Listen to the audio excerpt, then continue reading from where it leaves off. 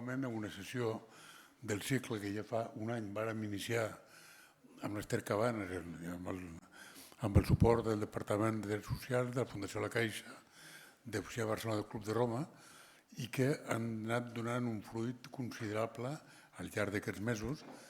Avui, home, no és una culminació, però és una de les sessions, em penso, més interessants de tota la sèrie, que malauradament em perdré en directe per un compromís previ ineludible, però que em veuré en diferit, i volia agrair molt especialment no només al ponent que presentava l'Ester com de costum, sinó a la persona que participa amb el ponent, que és una persona que té el coratge, la naturalitat i la maduresa i la generositat d'estar present i participar en diàleg amb el ponent parlant del seu cas en particular.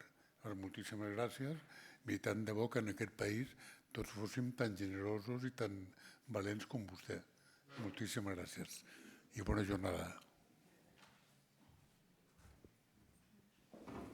Bé, doncs bona tarda a tothom i benvinguts al Palau Macaya un mes més. Tornem a estar aquí per a una altra conferència i avui vos acompanya el doctor Benedict.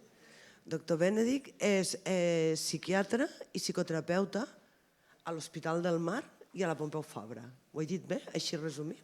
Sí, professor associat a la Pompeu Fabra. Professor associat a la Pompeu Fabra.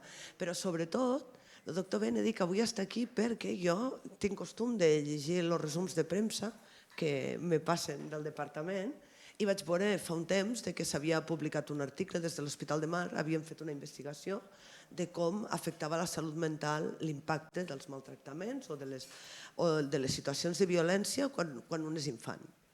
I llavors, clar, me va quadrar, sobretot en el que estem fent aquí, que ja des d'un primer moment, i com ara dia Jaume, el que hem anat fent aquí és conferències per a poder parlar de l'impacte que té els bons tractes o els mals tractes a la infància quan un és adult i el que pot suposar.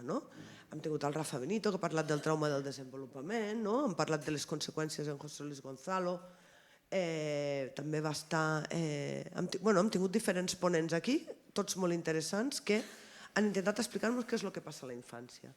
Però ara tindrem la possibilitat, jo crec que és un regal, que ens puguen explicar en pròpia veu quins són els resultats reals. Com després aquestes persones, una vegada fet l'estudi, quan són grans, quan se fa un estudi a persones que estan patint un problema de la salut mental, què trobem quan els estudiem realment i quines són les coses que tenen en comú. I resulta ser que hem arribat al cap del carrer. Tornem atrás i que no garantir bons tractes a la infància vol dir tindre problemes de salut mental en una probabilitat bastant elevada quan ets una persona adulta. El doctor Benedict no ve tot sol, ve acompanyat de Míriam, que Míriam és una pacient del doctor Benedict que ha volgut venir i estar aquí amb nosaltres i és una persona molt valenta i que també li agraeixo moltíssim que estigui aquí i sense més, té la paraula el doctor. Vale, perfecto. Gracias, Esther, por la introducción, presentación. También agradecer en general por la invitación aquí. Estoy muy contento realmente porque yo creo que es un ciclo de conferencias muy relevante, muy importante. Y como dices, Esther, vamos a la edad adulta cuando ya hay consecuencias del trauma psicológico en la edad infantil, ¿no? Y si os parece, empiezo a presentar. Vamos a hacer lo siguiente, que voy a presentar algo de teoría, algunos estudios, conceptos. Después voy a hacer una entrevista con Míriam aquí en directo. También igual puede preguntar a alguien de vosotros si queréis, y si te parece bien a ti, Míriam. Y después continuaré un poco con temas de qué podemos hacer con todo esto, ¿no? Entonces, primero voy a hacer unas pinceladas sobre qué es el trauma psicológico, realmente la clasificación de las enfermedades que tenemos, que usamos en la psiquiatría. Y después, esto es nuestra pasión básicamente de nuestra unidad ahí en el Centro Forum del Pacte Salud Mar, esta comorbilidad entre trastorno mental y trauma psicológico. Después vamos a hacer una interrupción hacemos una entrevista aquí con Miriam y después voy a presentar este artículo que realmente, por nuestra propia sorpresa, ha creado un impacto mediático muy importante. Tenía que de repente hacer entrevistas en catalán, en castellano, en inglés, en alemán, que no es tan complicado porque soy alemán, pero realmente fue sorprendente. Traté a una paciente, probablemente traté a ti, Miriam, 1 hora, después tenía que correr porque había la televisión española aquí de repente, ¿no? Y fue realmente una sorpresa, pero también yo creo es una señal que esto es un tema que impacta a la gente, que es algo que toca la fibra de la gente, ¿no? Porque estamos, al final, y siempre lo digo a los pacientes, somos vulnerables todos y somos especialmente vulnerables en la infancia. Y esto yo creo que ha tocado una fibra aquí también a nivel nacional e internacional.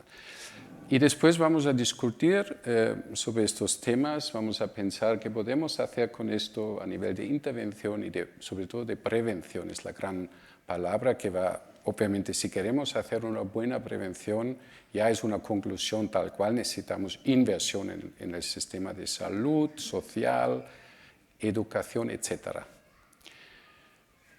Esto es importante también, no voy a hablar hoy de la neurobiología del trauma infantil. Esto es un tema muy relevante porque hay voces críticas que dicen, tú con tu trauma, ¿no?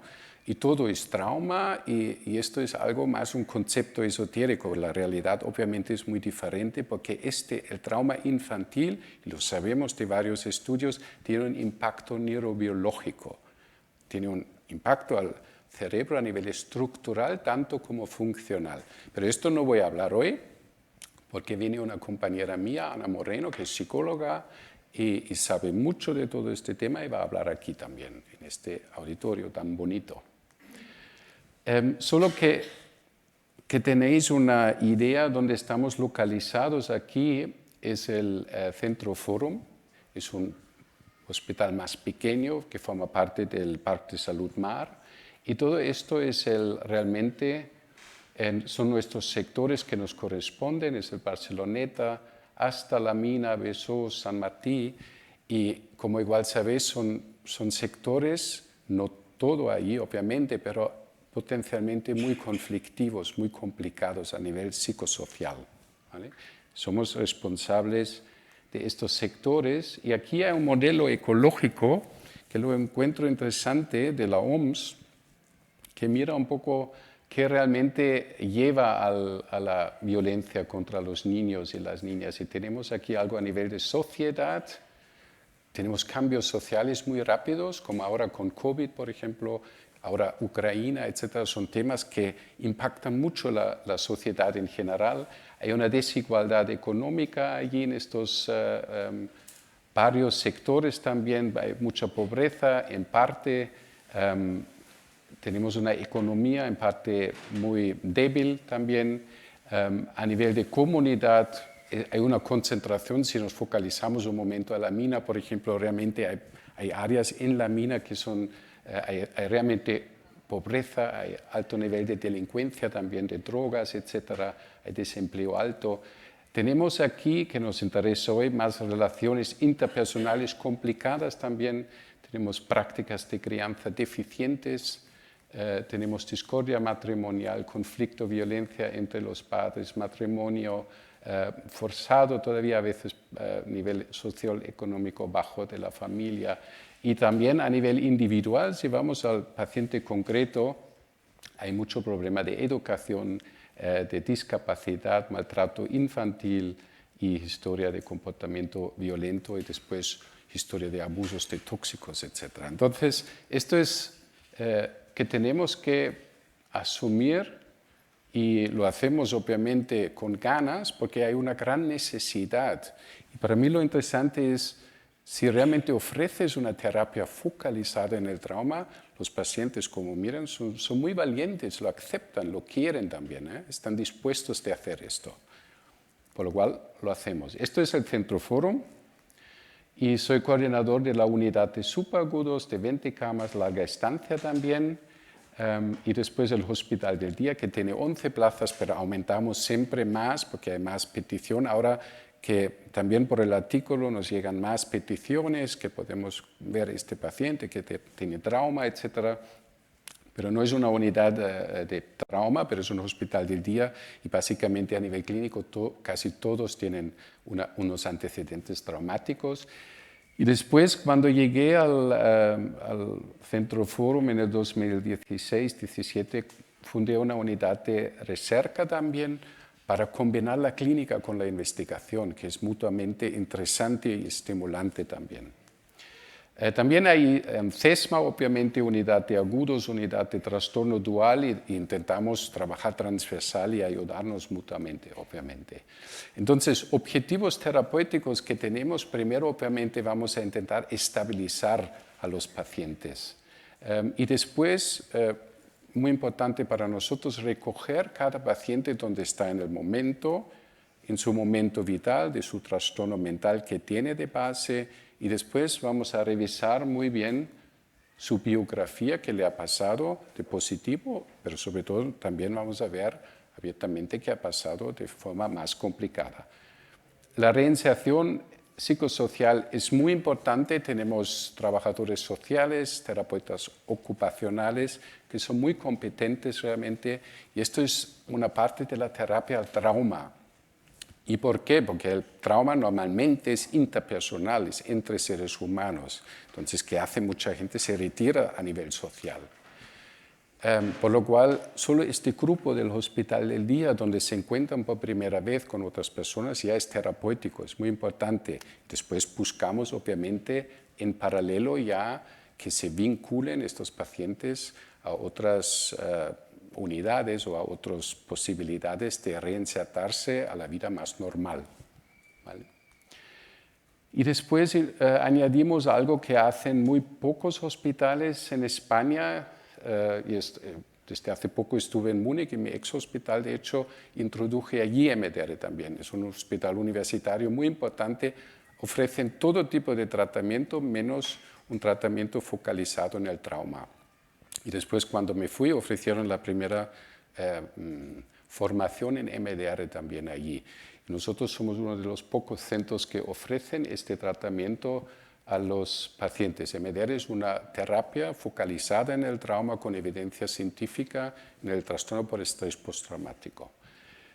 Y esto, para mi gusto, es realmente la única psiquiatría de precisión que tenemos. Es un gran tema actualmente que todos quieren hacer psiquiatría de precisión con neuroimagen, con neuromarcadoras a nivel genético, pero realmente yo creo que es importante para nosotros es revisar bien la biografía de cada uno de nuestros pacientes. Y después, como he mencionado, vamos a vincular la clínica con la investigación. Esto es el equipo, nuestro equipo de nuestra Research Unit, y tenemos 5 postdocs y hacemos también tesis doctorales sobre el tema trauma, prevalencia del trauma dentro de los trastornos mentales y la terapia EMDR en estudios randomizados controlados. También tenemos 10-15 terapeutas externos especializados en EMDR que nos ayudarán en los estudios para tratar a nuestros pacientes.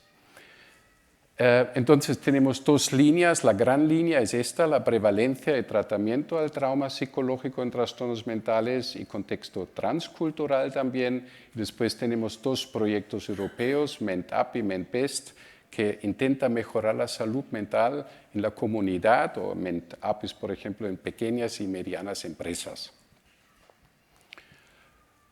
Entonces, una pincelada sobre el trauma psicológico. Una posible definición, hay muchas, pero una posible es que es una persona que experimenta eventos o circunstancias que son física o emocionalmente dañinos o que amenazan la vida y que tienen efectos adversos duraderos en su funcionamiento y bienestar mental, físico, social, emocional o espiritual. Que vemos en la realidad, en la clínica realidad, es muchas veces que vemos en esta figura aquí que realmente hay una traumatización muy temprana y después hay una retraumatización. Tenemos aquí el maltrato infantil, después muchas veces se añade el bullying en la escuela también. El bullying es un tema muy relevante a nivel clínico también, violencia juvenil, violencia de pareja también, y desde el inicio ya la violencia sexual y después abuso psicológico, negligencia, etcétera, de los pacientes. Y tengo, por ejemplo, ahora actualmente otra paciente en el Hospital del Día, Mercè, que realmente ha tenido una vida bastante bien hasta los 12 años. Después hay abuso sexual de un pariente de la familia, el tío. Y después, durante varios años, como en muchos casos nadie habla de esto, es un tabú, no se descubierta tampoco. Y después ella experimenta un bullying en la escuela.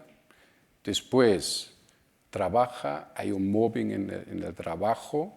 Y después hay una pareja que también es violento. Entonces es realmente un caso muy típico que vemos una acumulación de eventos traumáticos de nuestros pacientes. Entonces, ¿qué hacemos? Es coger bien la línea biográfica de estos pacientes y trabajamos estos eventos traumáticos poco a poco con los pacientes. Por cierto, tenemos actualmente en nuestro hospital una exposición Dones y Salud. Y vemos aquí la violencia sexual afecta a España 3 millones de dones. Es realmente, yo creo, un número muy, muy importante, desafortunadamente.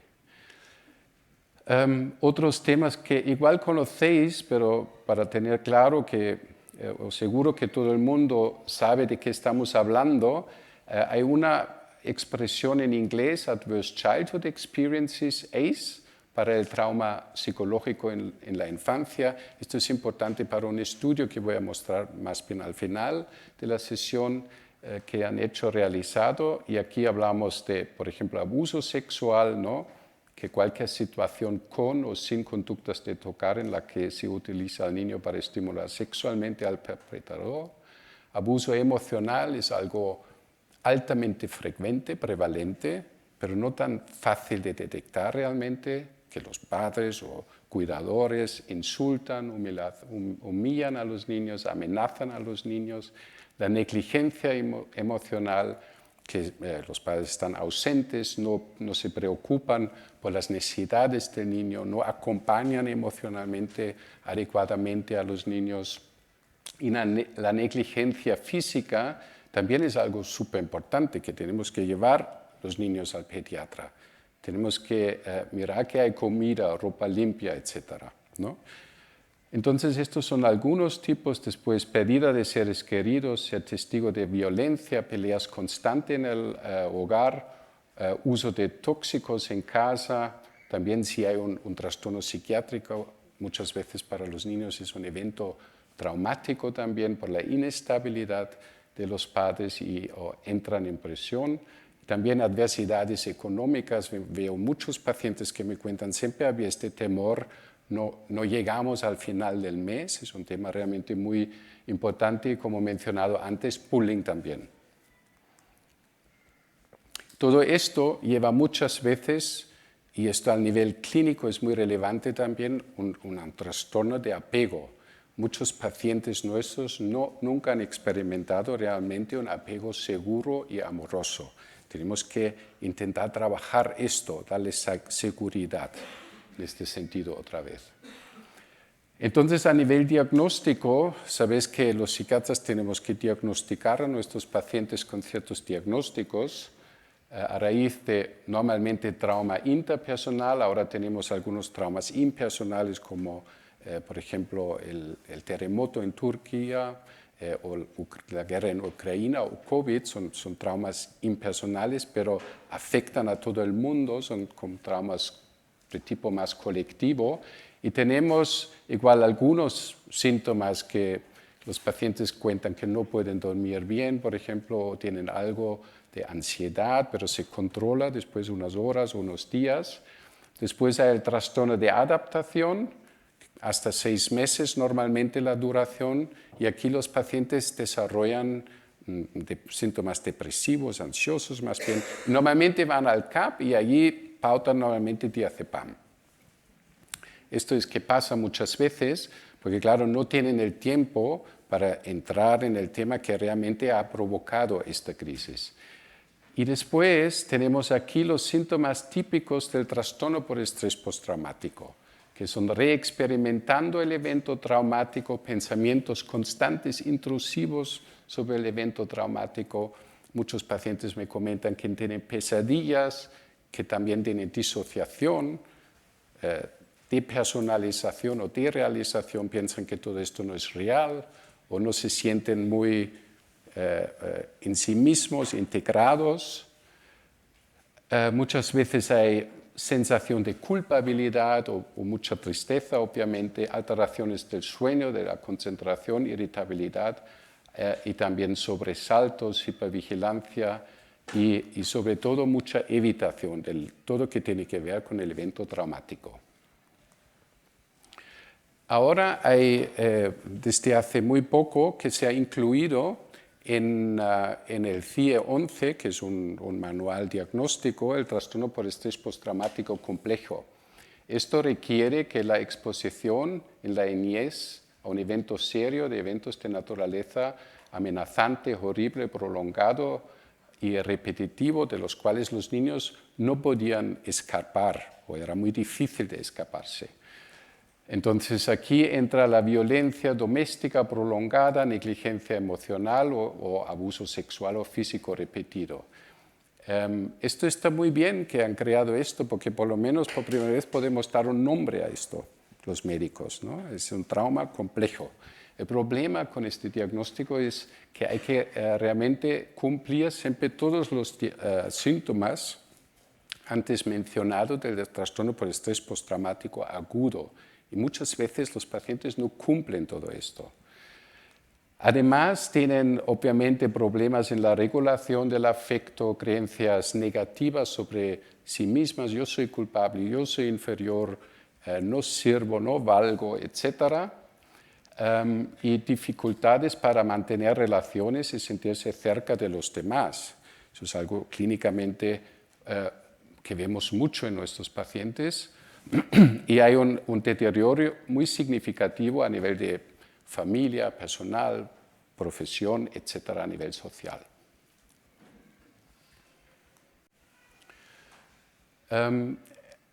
Como he dicho, es problemático, está muy bien, es buena noticia porque podemos clasificar nuestros pacientes, pero hay algunos problemas. Primero es un diagnóstico más para adultos y después requiere todos los síntomas del trastorno por estrés postraumático agudo, que muchas veces no vemos todos estos síntomas, y no incluye tampoco suficientemente el tema del desarrollo, el apego.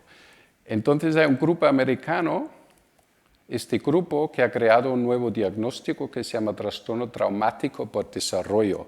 Y esto realmente capta muy bien que vemos en nuestro día al día de los pacientes. Y aquí hay un artículo, no voy a entrar ahora en detalle de este diagnóstico, pero no tienen que cumplir todos los síntomas del trastorno por estrés postraumático. Pero además, los típicos síntomas del apego inseguro, también de disregulación emocional, conductas autolesivas, cogniciones negativas, dificultades de relacionarse con los demás, pueden cumplir. Entonces aquí hay un artículo que realmente resume muy bien todo el tema de este diagnóstico y los criterios de este diagnóstico. Ahora nosotros el plan es validar una versión para adultos para diagnosticar retrospectivamente en nuestro ámbito de psiquiatría cuántos de nuestros pacientes con trastorno mental tienen este trastorno traumático por desarrollo. Yo me voy a coger un agua.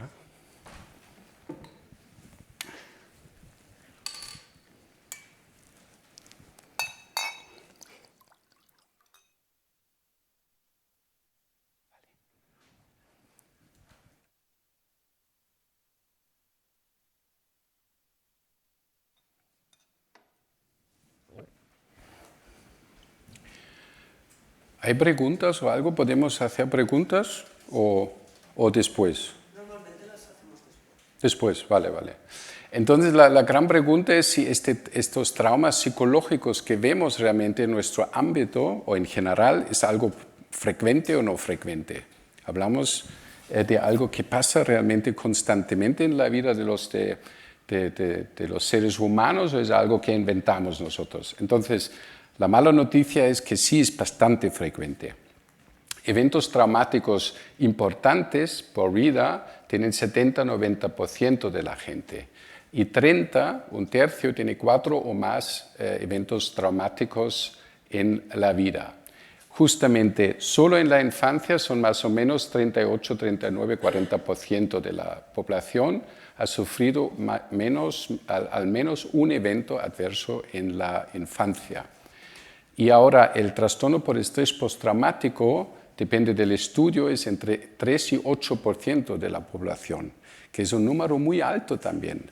Si, por ejemplo, miramos la prevalencia de esquizofrenia, es 1%, y se gasta billones de euros en la investigación de esquizofrenia, pero se gasta muy, muy poco dinero en la investigación del trastorno por estrés postraumático, de base y después intervenciones a nivel clínico.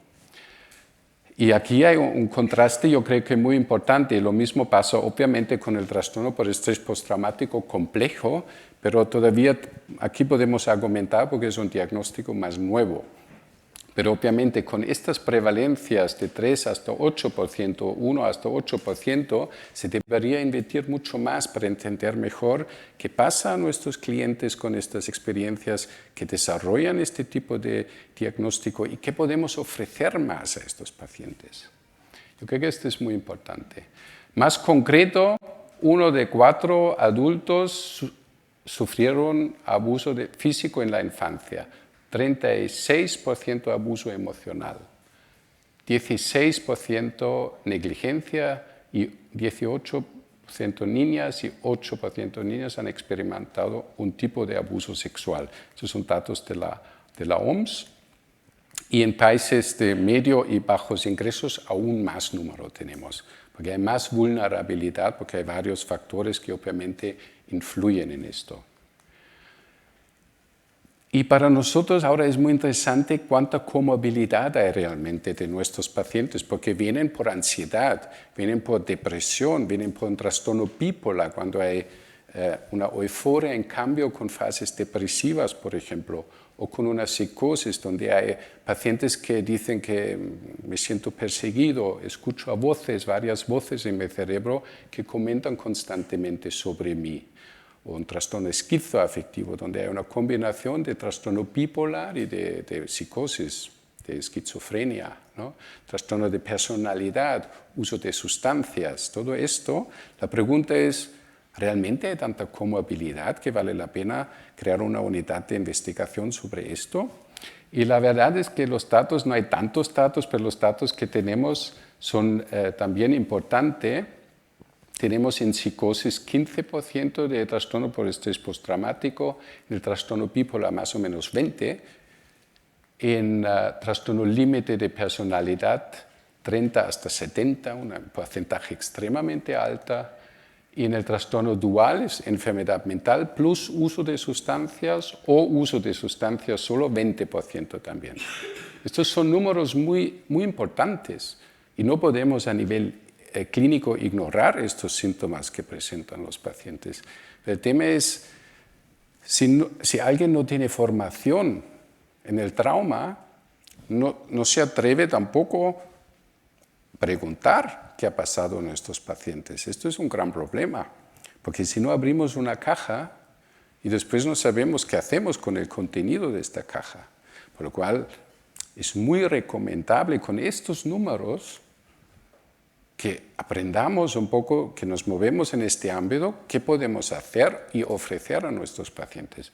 Y aquí, esto es el número para mí más importante. La mitad de nuestros pacientes en el servicio de salud mental tienen un trauma complejo.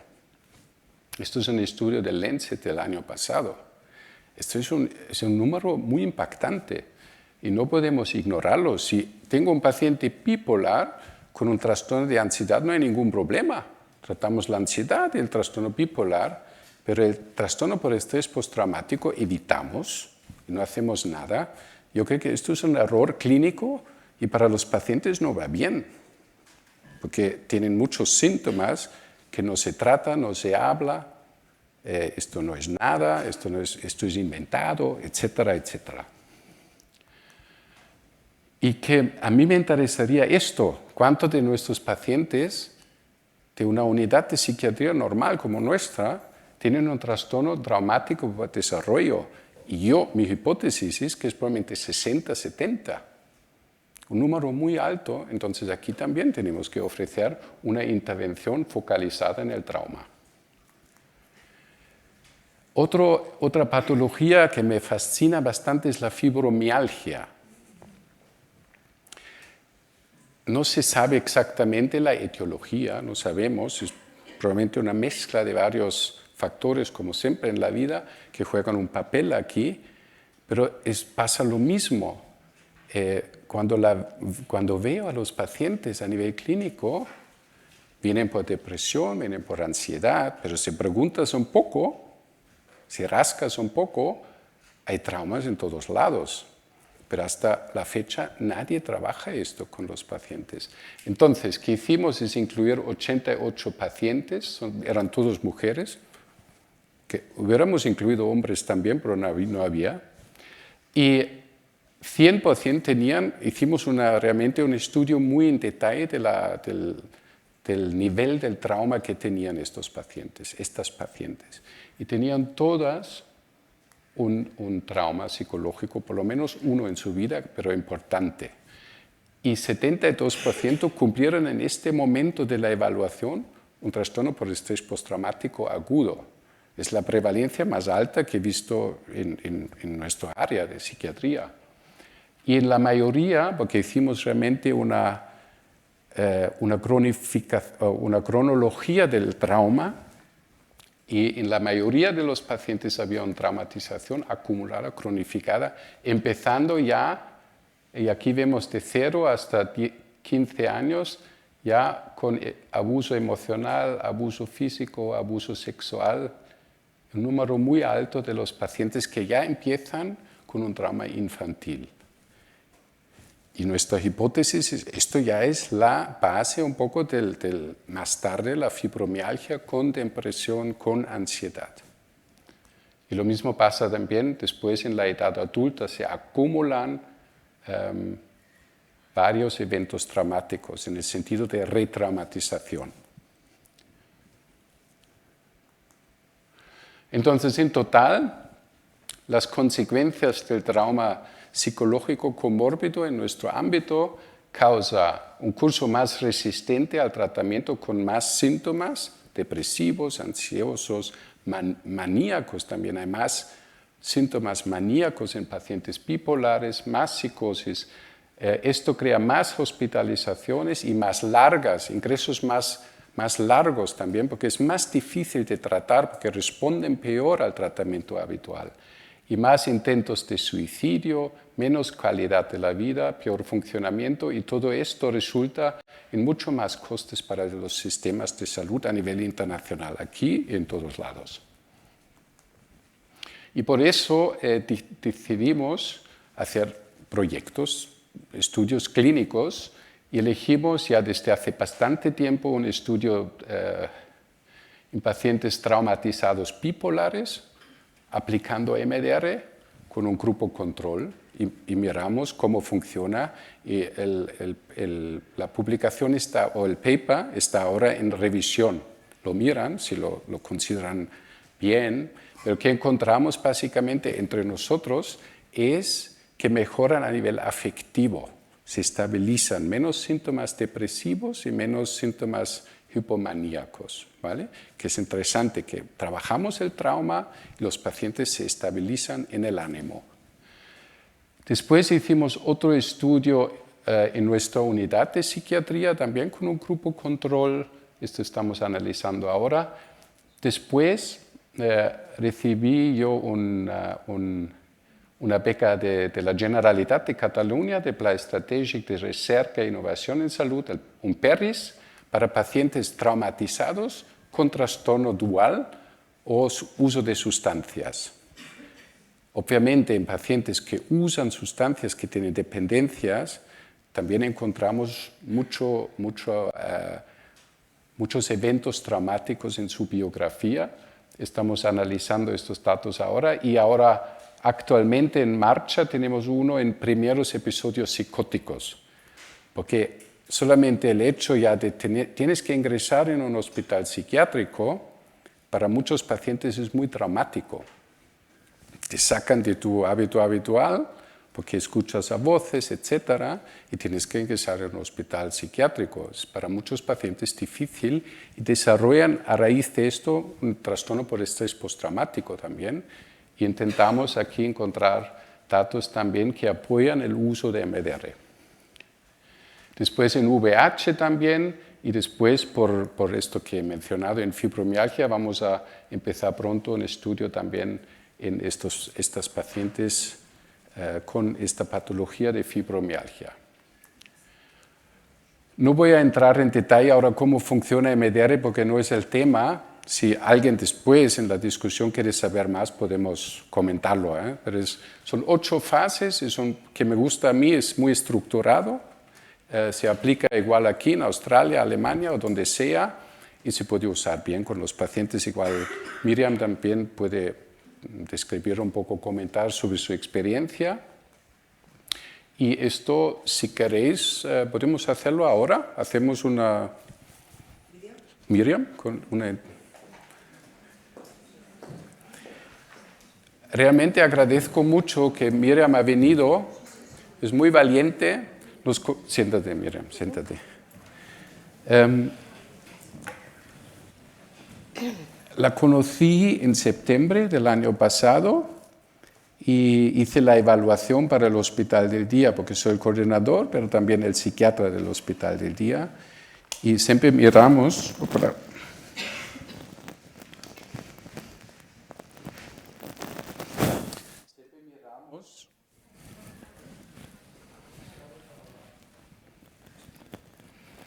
Ahora ha caído, ¿no? ¿Está? Vale, perfecto. Entonces, siempre miramos si los pacientes encajan más o menos. Intentamos ser muy flexibles porque tenemos que ofrecer algo. También antes, por ejemplo, no se incluía pacientes con abuso de sustancias, pero no tenemos un hospital del día para tóxicos. Entonces, nos flexibilizamos e incluimos también esto si no hay un consumo muy activo, ¿no? Entonces nos conocimos en septiembre y la llamé y le decía, Miriam, oye, me gustaría conocerte a ver qué tal, porque tu médico, tu psiquiatra de referencia pensaba igual, el hospital del día sería interesante, ¿no? Entonces, ¿qué pasó? Es la primera cita no vino. Pensaba, ¿ustedes? Vale, entonces la llamé otra vez, no, tenía tanta ansiedad, no podía salir de la casa, ¿no? Entonces acordamos otra fecha y vino con su madre, ¿no? Igual nos puedes comentar un poco cómo te sentías este día. Bueno, yo durante ese tiempo no salía sola de casa e incluso acompañada tenía problemas muchas veces. Estaba bastante limitada. Bueno, tenía miedo de tener crisis de ansiedad en la calle, entonces... Bueno, aparte también mi vida era bastante solitaria, entonces pues dependía esto, ¿no? De estar bien, de estar con mi madre, pero mi vida era muy cerrada, muy limitada y para mí era muy difícil ir a las citas con médicos que a lo mejor, que había concertado porque a lo mejor ese día no estaba bien, ¿no? Y eso hizo también que tardara mucho en llegar a tener un proceso que me funcionara. ¿Y recuerdas la entrevista que tuvimos? Sí, claro. ¿Cómo fue para ti? Pues fue una esperanza, ¿no? Fue para mí muy esperanzador porque bueno, me hablaste muy claro, primero me preguntaste, te expliqué la historia, entonces me comentaste enseguida que era claro que se trataba de un trauma y yo hasta entonces no me lo había planteado así. Aunque yo sabía lo que había vivido, pero una cosa que nos pasa, ¿no? Y que puedo dar fe es que las personas que hemos vivido traumas muchas veces no somos conscientes. Y entonces el hecho de que alguien, tú en este caso, me lo dijeras, pues fue una algo nuevo, ¿no? Y que quizá podía ir por ahí. Y sí, si es que después ya vimos que sí. Ajá. Y si ahora volvemos un momento en tu biografía, Miriam, Sí. ¿nos puedes comentar un poco cómo fue la infancia? Por ejemplo, la Miriam con 4, 5, 6 años. Bueno, sí, a mí me pasó un poco como el caso que comentabas de Mercè, ¿no? Que también eso es un poco más, hasta los 12 años más o menos, para mí todo estaba allí bien, o yo creía eso, porque también normalizas cosas, ¿no? Pero yo me sentía contenta. Tengo un hermano que es 13 meses mayor que yo, con quien teníamos mucha relación, mi padre estaba poco en casa, una familia humilde. Pero bueno, sí, a partir de cuando llega la adolescencia es cuando las cosas ya se tuercen de manera muy seria. Empieza a haber pues, malos tratos verbales y físicos en casa continuados. Bueno, pues fue por parte de mi padre, de mi hermano, y la cosa se agravaba porque además una cosa que también parece ser que suele pasar, porque bueno, soy bastante lectora y sabes que cuando me dijiste este diagnóstico, además he leído sobre el tema y me he sentido muy identificada. Y era ya no solo que insultos muy graves y a diario y mucho... Bueno, puedo decir que hoy sé que, por ejemplo, mi padre no me quería y eso es muy difícil de aceptar, ¿no? Pero lo viví. Y después también mi hermano fue muy violento después, entonces era un día a día muy duro. Y luego, esto que decía que pasa bastante según he visto, ¿no? Es que, bueno, que hay también el resto de la familia que miran hacia otro lado, ¿no? Entonces, llega un momento que esto te crea bueno, sé que se llama disociación, creo, ¿no?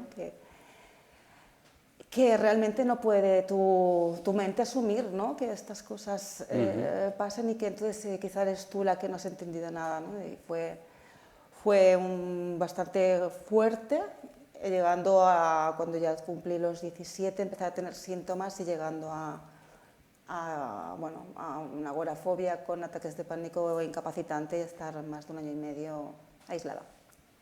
1 año y medio, ¿eh? Más de 1 año y medio, no sabemos exactamente, porque hay una amnesia importante por parte mía y de mi madre, que somos las que quedamos unidas ahora, ¿no? Y hay mucho vacío. También sé ahora que esto es normal, ¿no? Yo no recuerdo sucesos, pero no recuerdo mi día a día. Vale. Pero, ¿qué dirías, Miriam, en qué edad realmente empieza el sufrimiento de la pequeña Miriam, ¿no?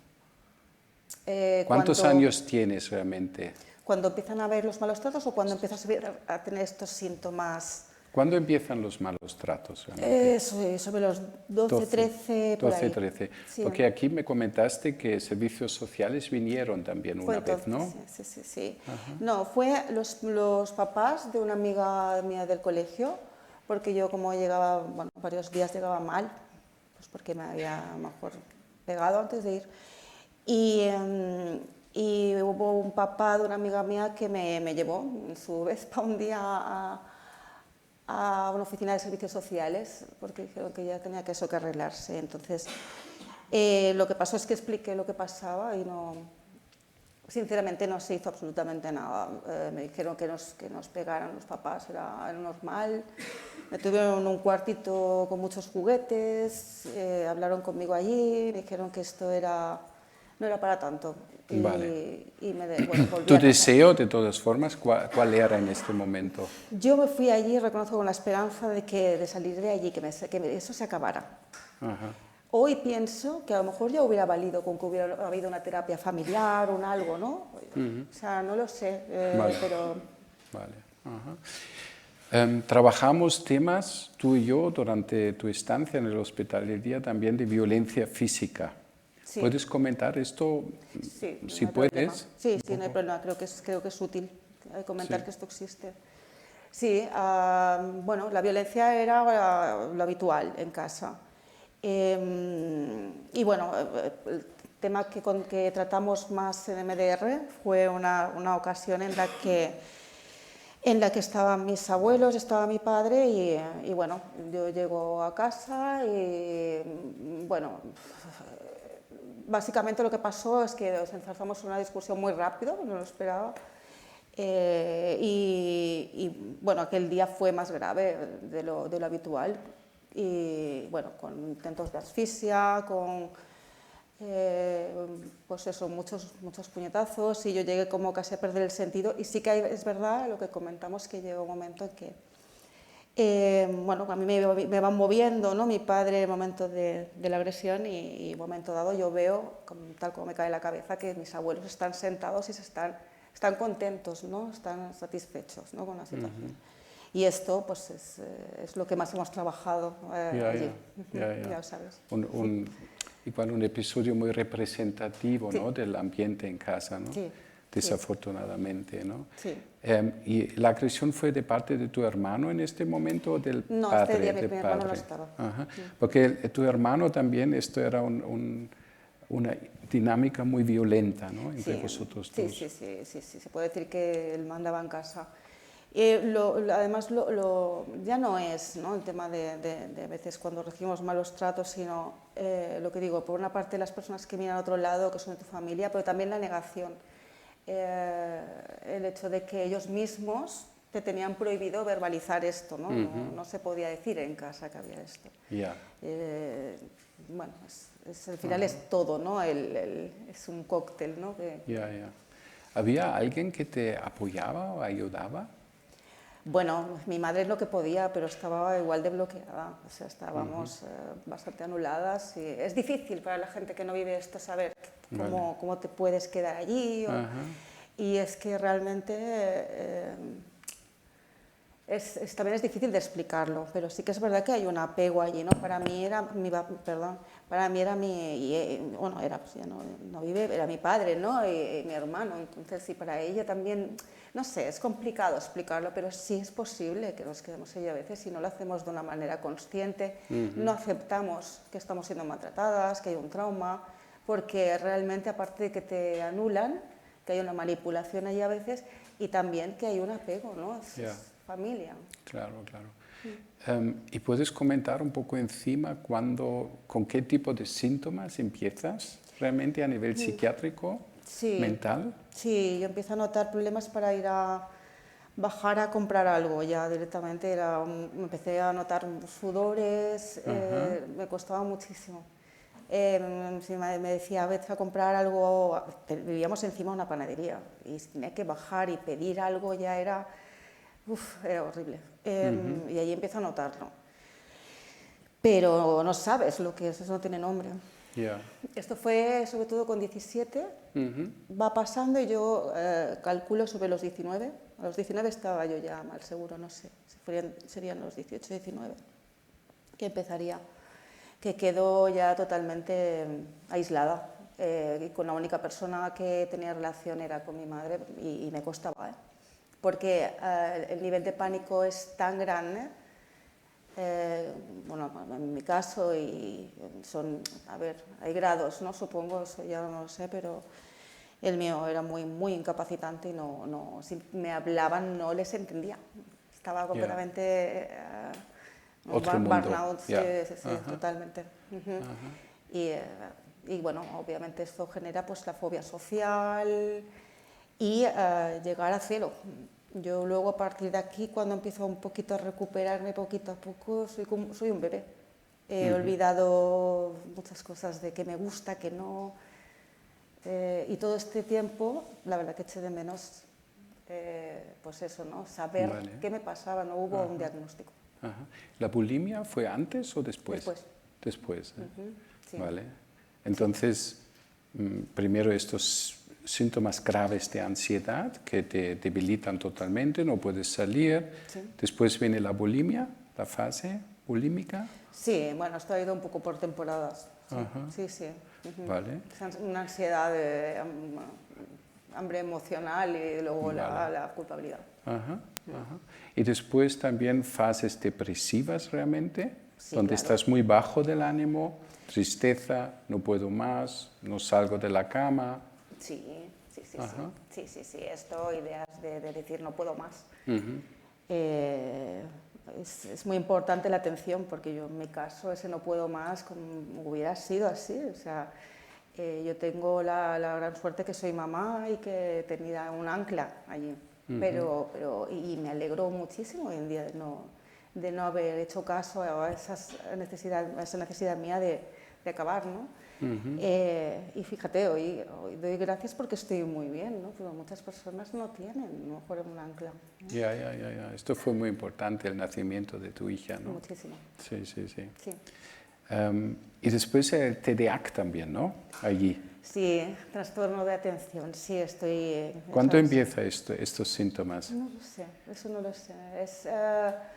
Realmente es que me sigue pasando, sí bueno, a veces me disperso, ¿no? A lo mejor estoy viendo una película o me estás hablando de tal y tengo que decir, ostras, pues por un momento me he ido, ¿sabes? Entonces, sí, se me diagnosticó TDAH, sabes que estoy en tratamiento, aunque yo tengo la teoría mía personal de que, bueno, al final todo un poco viene de lo mismo y que a lo mejor trabajando el trauma cóstico también salvar eso, pero bueno, eso ya te lo dejo a ti. Vale. Ajá. Pero es realmente que te vas, ¿sabes? Mentalmente o no te Sí. puedes concentrar en Me él. cuesta concentrarme, sí. Pero es concentración, no te vas mentalmente a otras ideas, otro mundo. No, a otro mundo no, simplemente a lo mejor me da un pensamiento y en ese momento ese pensamiento se lo lleva todo. Vale. Ajá. Sí. Entonces, ¿cuándo empezaste con terapia en el ámbito de psiquiatría? ¿Con cuántos años? Bueno, cuando empiezan los síntomas en la adolescencia, mi madre me lleva, estoy en el hospital de San Pablo, en psiquiatría, y la verdad es que recuerdo poco de allí, pero sí que sé que no fui diagnosticada. A mí en persona, ¿no? Yo, aparte, había cosas, ¿no? Como, por ejemplo, hacía test de personalidad a lo mejor a las 7 de la mañana y yo estaba fatal y se me caía la cabeza encima de los test y había que continuar, porque si no, nadie te decía, oye, ven otro día, ¿no? Era todo como muy mecánico. No sé, la verdad que fue un poco frustrante y hizo que yo luego, durante muchos años, también haya pasado todo mi proceso sola. Yo, como sabes, me agarré a estudiar. En cuanto mi cerebro empezó a funcionar, me agarré a estudiar todo lo que podía de psicología, buscando muchas respuestas. He aprendido mucho, he leído también muchas cosas que no me han servido y que, bueno, mucho filtro, pero ha sido más esto, he estado muchos años sin terapia. Yeah. ¿Y cuándo empiezas otra vez con terapia? Pues durante un tiempo, cuando ya tengo a mi hija, veo que vuelvo a tener así un poco de ansiedad porque recuperé bastante bien. Noto que voy teniendo problemas de ansiedad y decido ir a una psicóloga por privado, por decir, bueno, no sé, a lo mejor.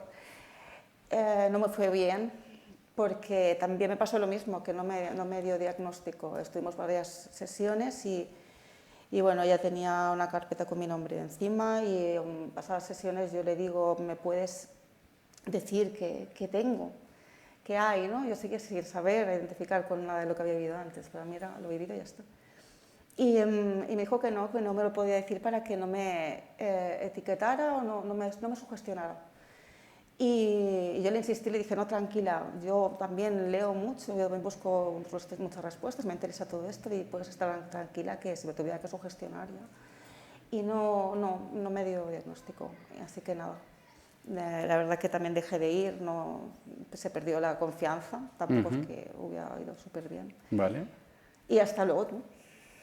Después cuando ya sufro una retraumatización, que tampoco sé que se llamaba así, por una relación tóxica que hace que todo lo que estaba ahí dormido vuelva a salir, toda la ¿Esto vergüenza. fue cuándo? ¿Qué año? 2018. 18, vale. Sí, entonces entras en el CESMA. Y entonces, bueno, tardé 4 años Vale.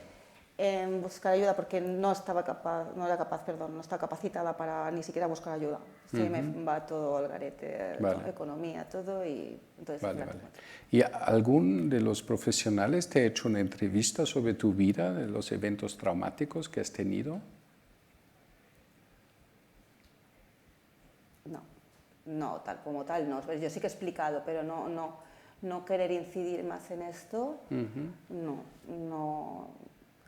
no, es que ni siquiera yo, por eso a lo mejor también, no sé, no había sospechado que podía venir todo allí, aunque parezca evidente, no.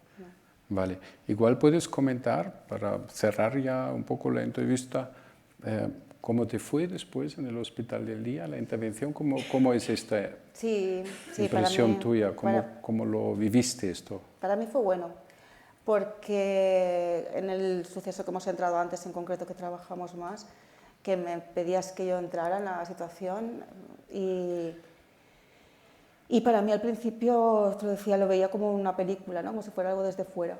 Y a base de sesiones pude entrar y sentir cosas que no me había permitido sentir, que era básicamente pena y un poco hacer el duelo, ¿no? Y a partir de aquí, bueno, yo ya noto una mejoría muy rápida. Ya no solo es que salga sola, es que hoy estoy aquí, para mí ha sido muy positivo.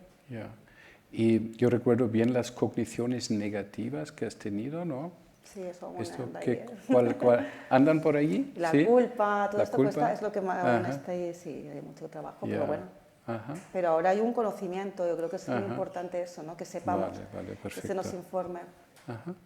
A ver, si te parece, Miriam, si alguien quiere preguntar algo, si os parece, si alguien tiene curiosidad o quiere saber algo en concreto.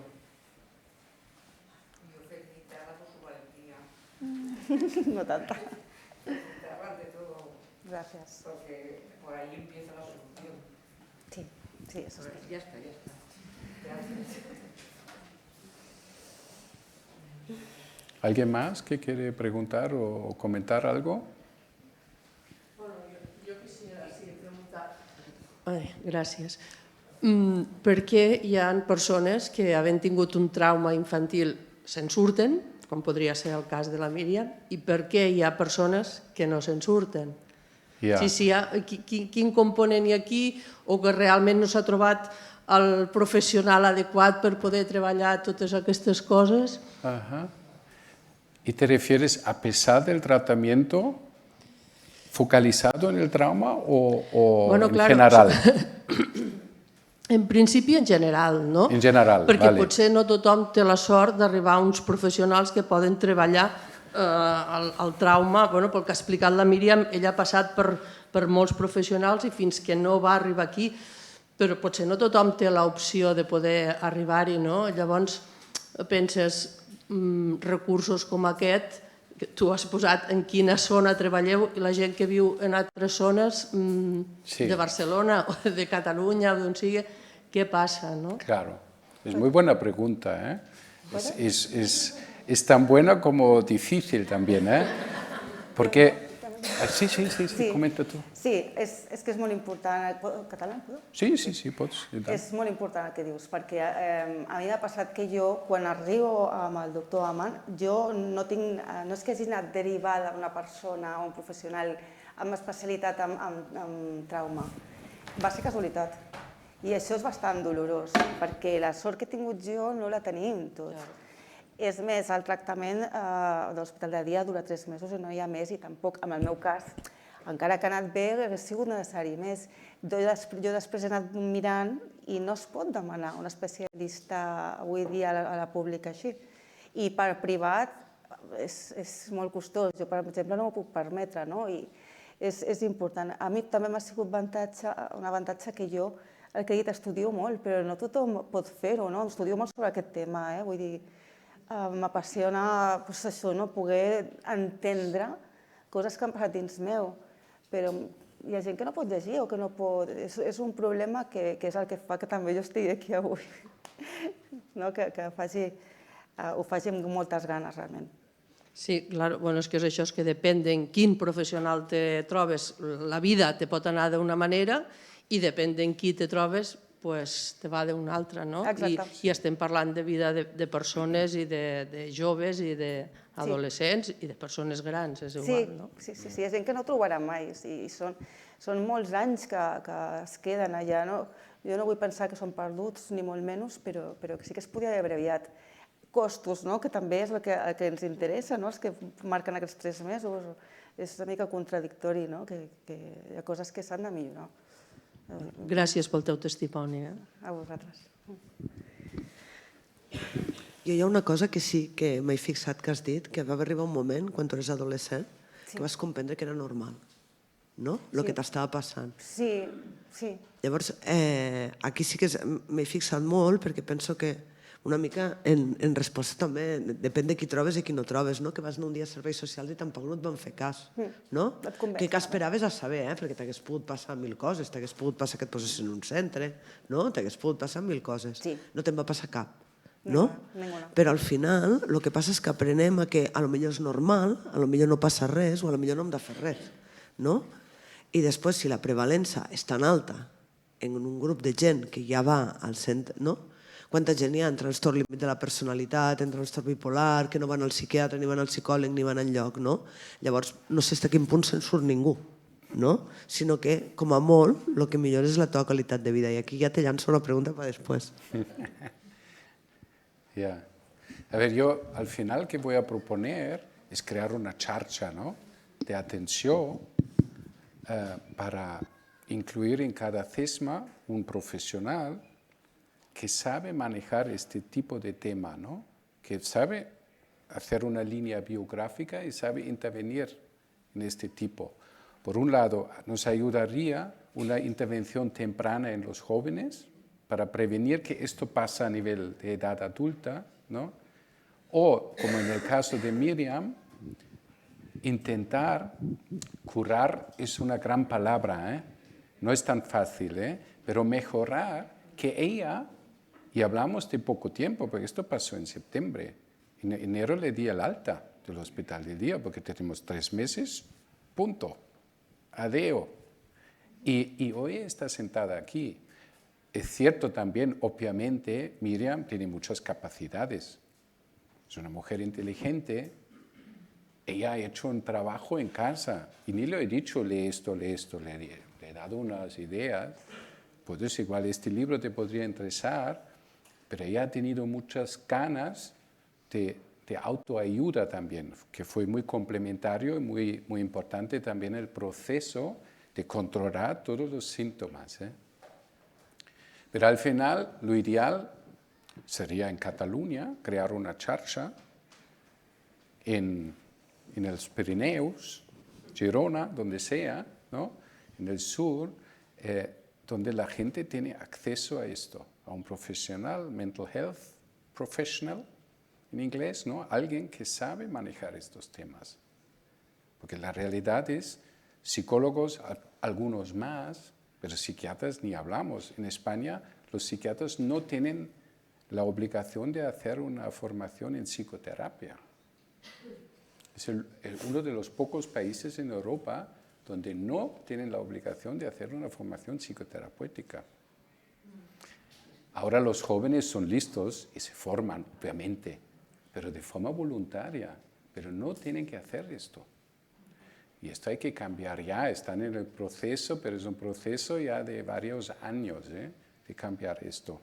En Alemania, obviamente, si tú quieres ser especialista en psiquiatría, tienes que elegir una orientación psicoterapéutica. Nadie te obliga a una u otra, pero tú tienes que hacer esto. Y tiene mucho sentido, porque tenemos que manejar pacientes complejos de forma adecuada. Marta? Bueno, hola. Moltíssimes gràcies per el testimoni i per la professionalitat. Jo entenc que tu has anat creixent, per tant, deus haver vist un pediatre. Com el pediatre, des de que tu neixes fins que tens 18 anys, en principi el pediatre hauria d'haver notat alguna cosa. Si verdaderament tens unes angines, home, jo penso que també deus haver anat al ginecòleg. Jo també penso que, o no, però també penso que has estat escolaritzada. Has anat amb alguna activitat extraescolar. No sé, és a dir, el que em sobta molt és que ningú se n'hagi donat d'alguna cosa que t'estava passant tan bèstia com que t'apallissaven cada dia. No hi ha veïns, no hi ha profes, no hi ha ningú, ni amb una activitat extraescolar que pugui veure que alguna cosa no passa. Perquè pots posar-te una màscara, però, home, M'entens? Per tant, jo penso que la xarxa va molt més abans. Jo entenc que els CESMAs i els CESMICs han de tenir, sobretot això, l'Ester Cabanes ho coneix perfectament, tots els seus, que diu, tots els meus tenen un problema traumàtic perquè estan a la dgaia i per tant en un moment determinat algun problema hauran tingut que els hi ha partit absolutament la vida i per tant aquí ella ja ho treballa molt abans. No seria possible directament ja, i tal i com estem veient que va el món, que verdaderament els pediatres tinguessin alguna pista. Però és que jo penso que fins i tots els profes han de tenir alguna pista de que aquesta noia no fa els deures, de que aquesta nena no ve, de que aquesta nena no té esmorzar ni dinar, de que aquesta nena no la ve a buscar ningú, de que arriba tard cada dia. Quin país és aquest que no som capaços d'aturar i dir, bueno, anem a mirar a veure què li passa. És a dir, em sobta, i si t'ha passat a tu deu haver passat a molts, no? Que no és qüestió de que esperi fins als 17 o els 18 o els 19 anys a anar a un CESMA, sinó que segur que alguna cosa hauríem de veure. I per tant, jo crec que, per descomptat, en el CESMA, jo penso que també en el CESMIC, perquè tot comença sense dormir, amb trastorns de conducta alimentària, amb el que sigui. És a dir, tu no saps mai com reacciones davant d'un trauma d'aquest tipus, no? I que, per tant, fins i tot el CESMIC, no? I llavors ja directament que en la carrera de psiquiatria hi hagi una assignatura que quedi molt clar, perquè tal com estem vivint ara, la pandèmia ha estat un trauma per moltes persones i per tant arriben ja a l'adolescència que molts opten per suïcidar-se sense saber que suïcidar-se vol dir que no apareixeràs mai més. És a dir, el concepte de suïcidi en un nen de 13 i 14 anys no és el mateix que tenim nosaltres. Però això li ha provocat un intent de suïcidi. Jo penso que tenim una generació que està creixent ara en què hi haurà molts més traumes, perquè la societat apreta molt, perquè la societat exigeix molt i perquè ells se senten absolutament indefensos i no poden lluitar contra tot això. I penso que el trauma serà, a partir d'ara, no el trauma que ha patit ella d'aquesta manera, però altres traumes que aniran provocant que la societat sigui molt més complicada. I per tant jo crec que la xarxa l'hauríem de fer verdaderament, entenc el teu i per tant posem-lo, CESMIC i CESMA, però què fem abans? I sobretot en les escoles. No sé, com et senties tu l'escola? Tu creies que l'escola entenia perfectament? No veia, et dic l'escola com pot ser ara, no sé si anaves a l'institut, perquè ara a partir dels 12, però suposo que en aquell moment anaves a EGB o a l'institut, no hi havia ningú que pogués demanar-te, escolta, o no tenies cap referent per dir socorro, socorro? No sé, Sí, és un tema llamatiu en aquest cas meu, perquè a més sí que em van portar a part amb una psicòloga a través d'algú. I jo és que era una nena molt llesta i no sempre ho feia servir per bé. Llavors jo amb aquesta psicòloga, jo no sé si tindria, no sé, anava a 8è, no sé què tens, 14, 15 anys? Sí. I què abans de primer d'ESO? Sí, a mitjans de 8è. I jo la vaig portar per on vaig voler. Directament vaig sortir de la visita i va dir als meus pares aquesta nena l'heu de treure de l'escola. Dius, és el que jo havia provocat tanta visita, però és que jo era una nena en aquell moment que en absolut sabia el que era el millor per mi. Jo l'únic que volia era fugir de tot. I avui dia em dic, ostres, com pot ser, no? No, en el meu cas no va haver... No perquè em vaig aïllar molt. Llavors ja no havia escola, no tenia extraescolars i llavors potser sí que hagués trobat si hagués sortit més al món, però això ja em va anar de perles perquè fer la tormenta perfecta i quedar-te això, que ja ningú pogués dir ei, aquí passa alguna cosa, a part d'aquests pares que van intentar-ho aquesta vegada. I respecte al que dius, estic totalment d'acord. Realment jo veig també que cada vegada la vida és més estressant, no només hi ha traumes per maltractament, sinó per carences, i tot és molt més complicat. Jo tinc una nena de 13 anys i realment sí, i m'ha explicat coses del col·le i realment a mi em sobta molt que no hi hagi una assignatura ja de salut emocional. I que a vegades jo m'indigno i dic, ostres, que te tens que aprendre els rius d'Espanya, no ho dic amb ella, però te tens que aprendre els rius d'Espanya, que està molt bé, però aquesta assignatura no està, o sigui, a mi em dol. I també pels assistents socials. L'època que estaves aïllada era una època encara que eres menor, com si diguéssim? Sí. No vas trobar a faltar mai que ningú et vingués a buscar? Jo ja no funcionava. Una persona que no va al col·le i que és menor, ningú No, jo va no- ser proactiu de venir a dir, escolta'm, per què no va al col·le? No, ja ho sé, jo és que ara de cop i volta tot el que jo estic organitzant com a Pacte Nacional de Salut Mental se m'està enfonsant en un moment, vull dir que no sé si continuaré treballant amb això, jo crec Bueno, que sí, no tothom- no perquè tothom soc és jo. perquè soc molt Necesitamos, tossuda, no? Pero Marta, igual puedo añadir algo. Esto es un caso, yo creo que bastante representativo de lo que vemos en nuestro representativo. centro. Es representativo. Y veo casos peores.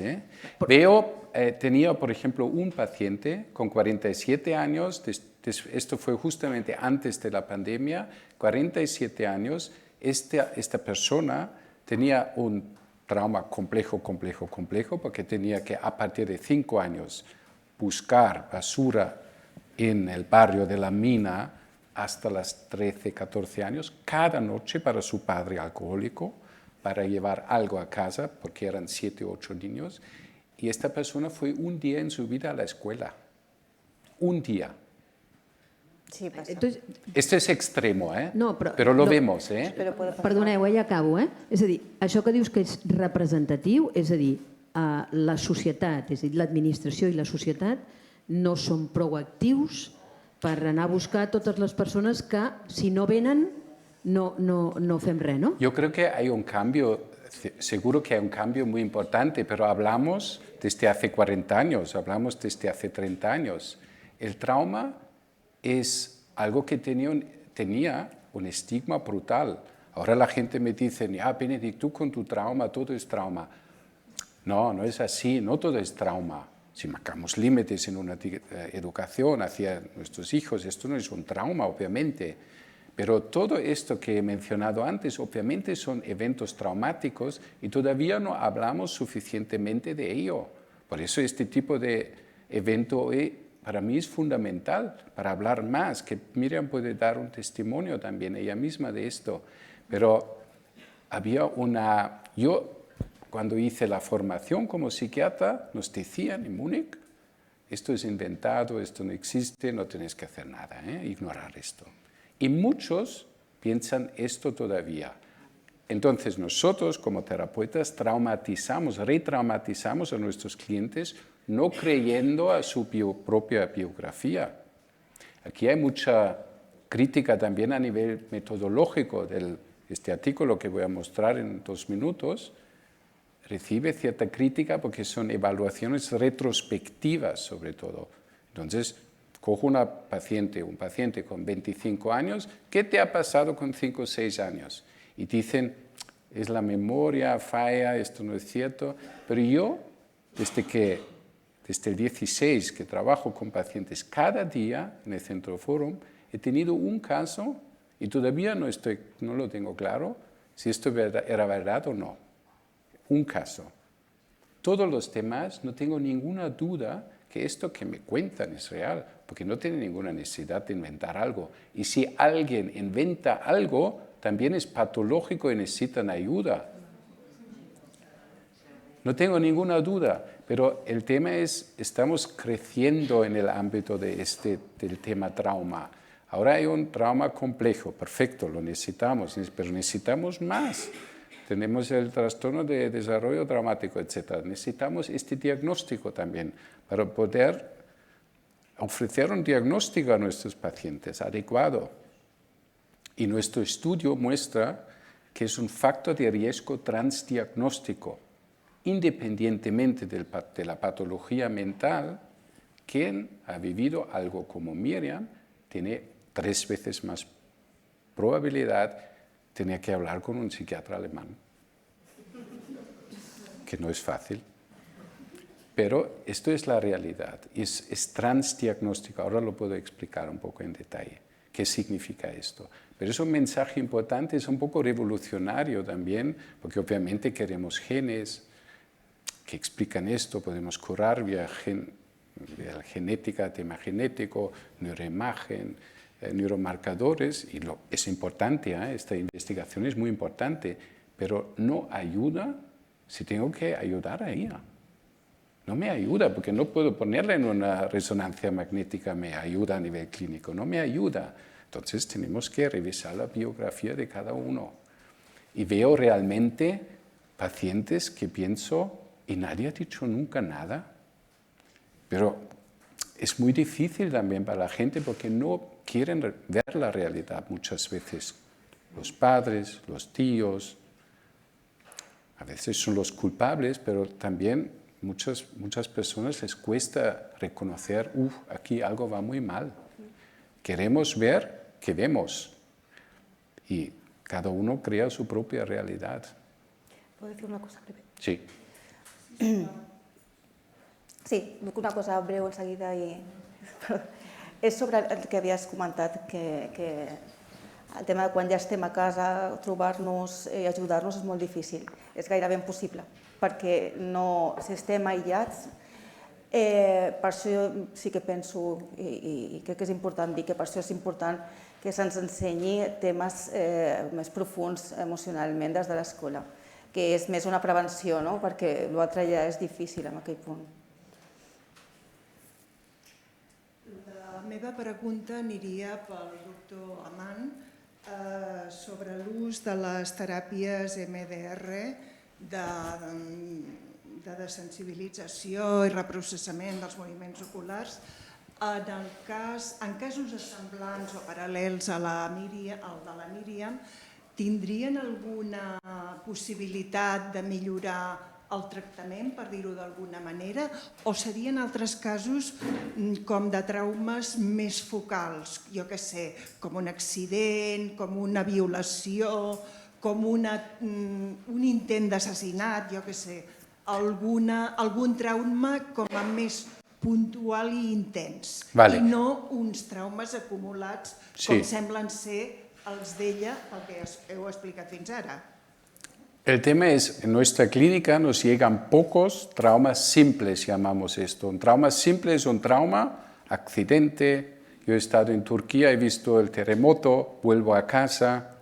Hay una violencia puntual en la calle, en Barcelona, me roban algo o me pegan, ¿no? Esto es un trauma simple.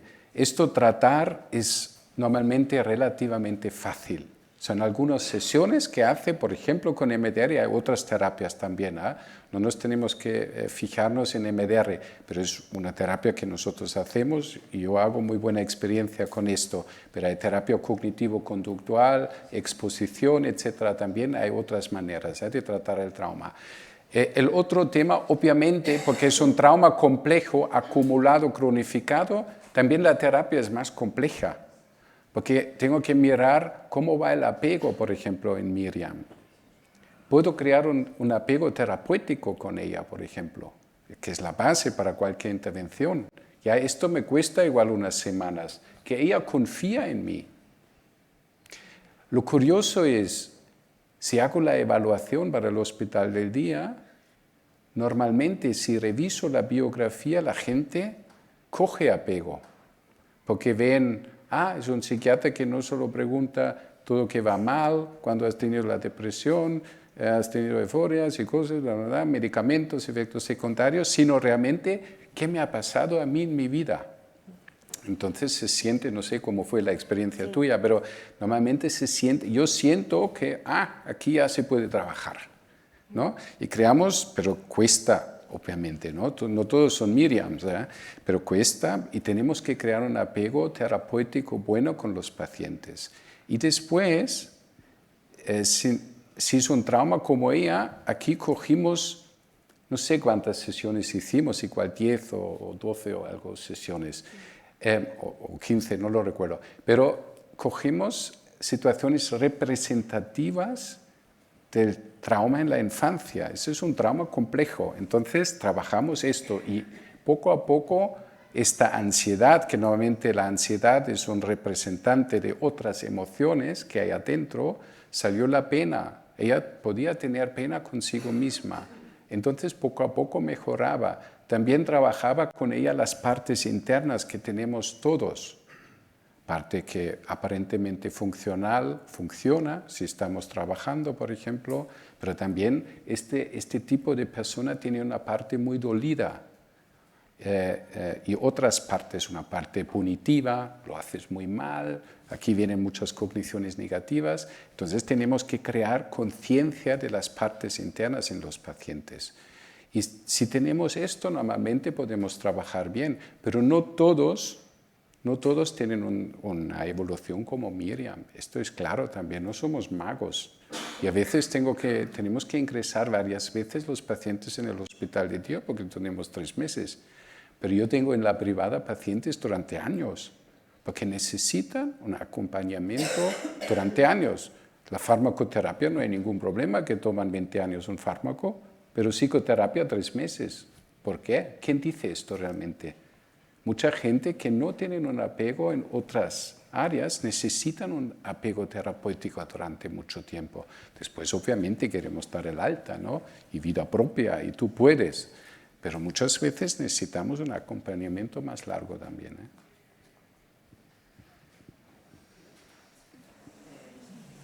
Yo creo que principalmente está en la familia el problema también, porque lo esconde. Y entonces... no sé. Un poco más cerca. Sí, sí. Lo esconde mucho. La propia familia también tiene un problema. Ya. Y entonces esto cada vez es peor, porque el enfermo, entre que no reconoce que tiene un problema, la familia tampoco lo reconoce. Sí. Y todo esto, pues, se generan unas cosas porque la familia tampoco habla habitualmente de estos temas. Sí. Y lo esconde. Sí. Entonces, para mí, el peor problema es la familia. Sí. Es decir, y tenemos que empezar por trabajar las familias. Sí. Y a partir de ahí el enfermo, pero sobre todo las familias es primordial. Tenemos que hacer ambos, ¿eh? Porque tengo que recoger a ella donde está y tengo que ayudarla, pero voy a hablar con los padres, si puedo, claro, o con familiares, si puedo, y si puedo intervenir, pero no tenemos tanto tiempo tampoco para curar toda la familia. Pero obviamente 85% de los traumas interpersonales pasan en la familia. Casi todos, ¿eh? Seguramente que aquí hay muy pocos familiares de enfermos. Seguramente que aquí en esta sala hay muy pocos. Sí. Y tendrían que estar aquí. Tenemos el gran reto con la familia es que no vamos a crear culpabilidades en las familias. No culpables, no, pero reconocer cosas. Sí, pero podemos, porque ¿qué pasa? En realidad, es un tema transgeneracional. El trauma se hereda a la otra generación y se traspasa. La hija de ella está muy protegida ya, porque el trabajo que ha hecho Miriam era espectacular y muy probablemente interrumpe esta dinámica transgeneracional. Entonces, aunque sean los padres que han causado esto, tenemos que ayudarles a ellos también. Y, obviamente, al paciente. Vale, continuamos, ¿no? Un poco más. No sé cuánto tiempo tenemos. Gracias, Miriam.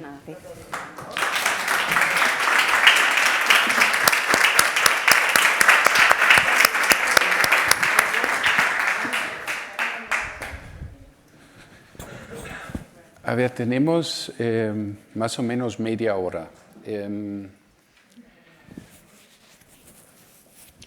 Ahora quiero presentar este trabajo que hicimos, ¿no? Y el tema aquí al final es por qué alguien tiene una patología mental o no. Y la palabra es aquí multifactorial. Obviamente hay una base genética, hay una predisposición genética en los trastornos mentales. Esto no hay ninguna duda. El problema es que no nos sirve a nivel individual realmente.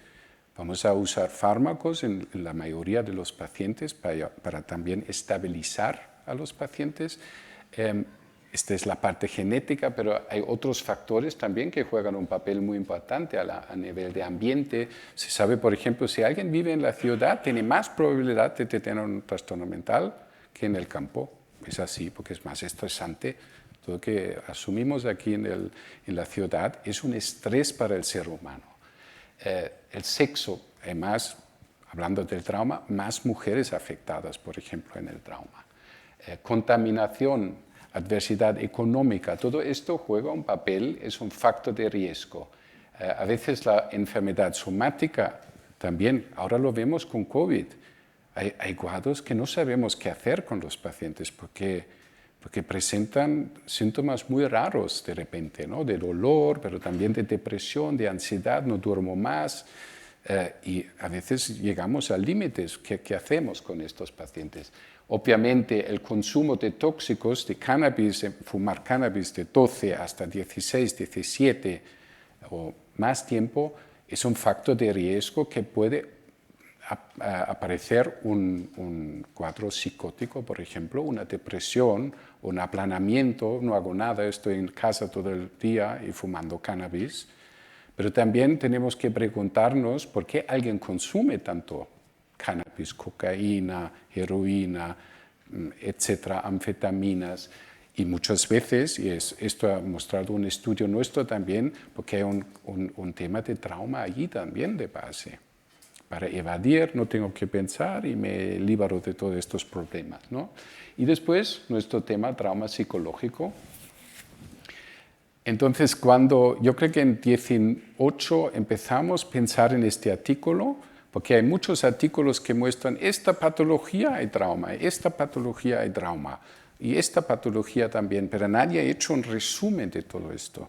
Nadie ha hecho un que llamamos en inglés umbrella meta-análisis, una meta-análisis de paraguas, resumiendo todos estos datos. Entonces decidimos, vale, vamos a hacer esto, y después de repente se publica este artículo y me llaman constantemente para hacer entrevistas, etc.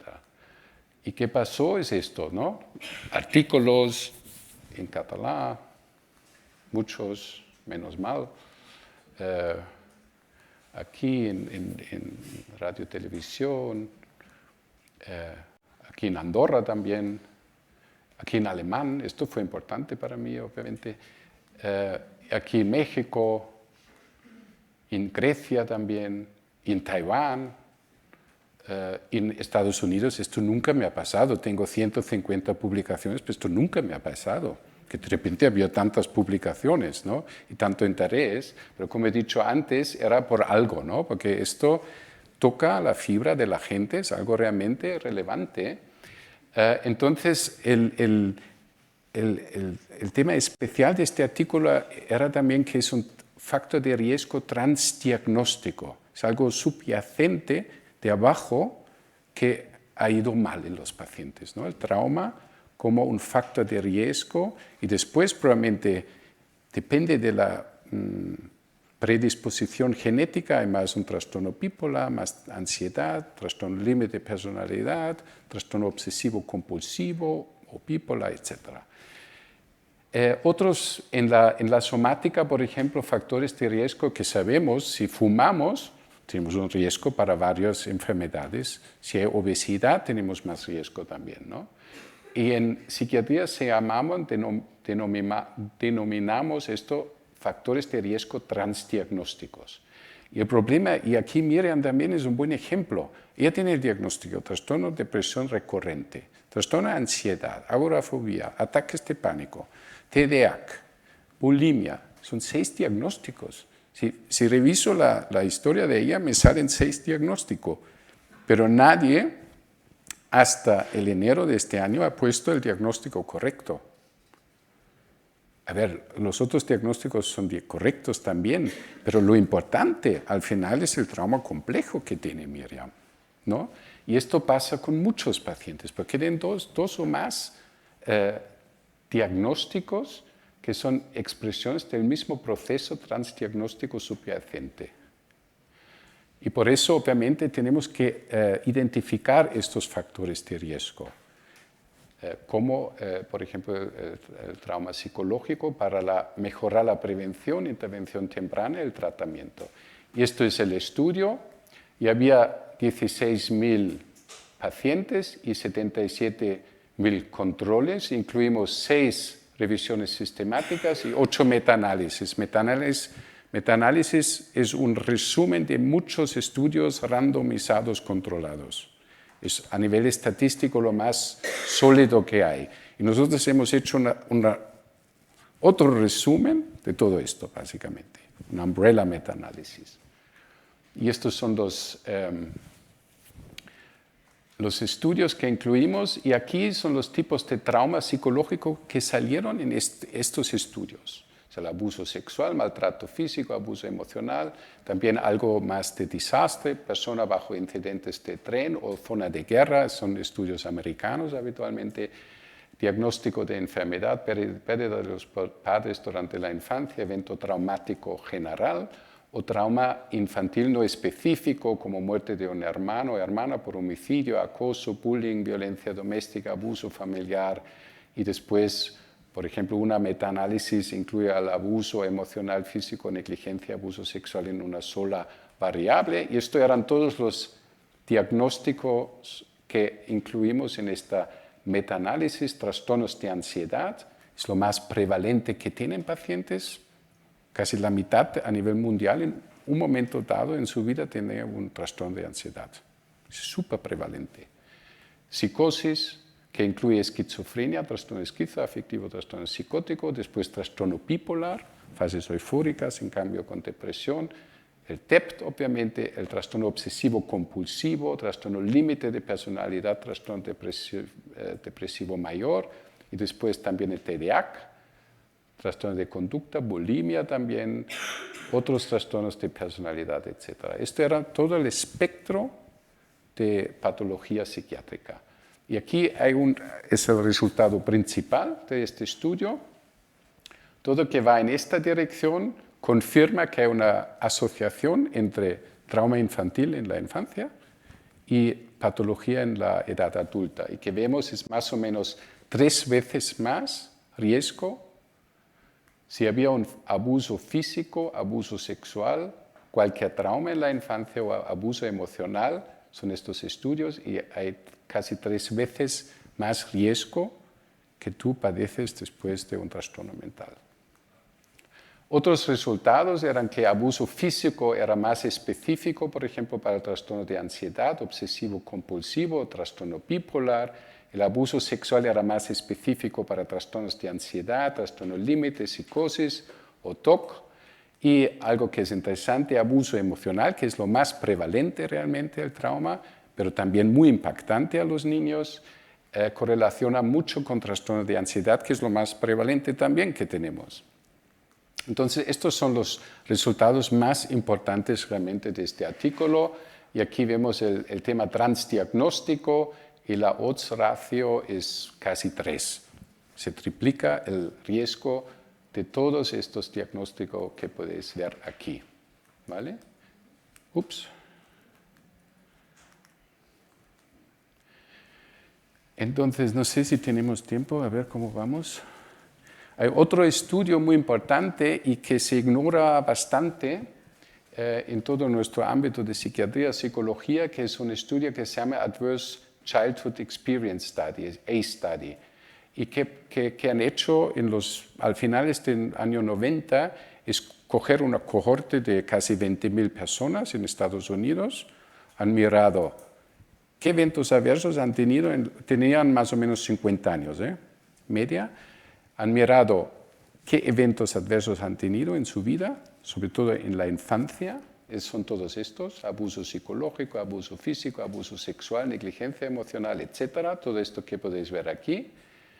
Y después han hecho algo prospectivo, han mirado qué tipo de patología a nivel somático, a nivel mental, a nivel legal, social, cómo van. Y han separado los grupos entre los que han tenido eventos traumáticos en la infancia y otros que no.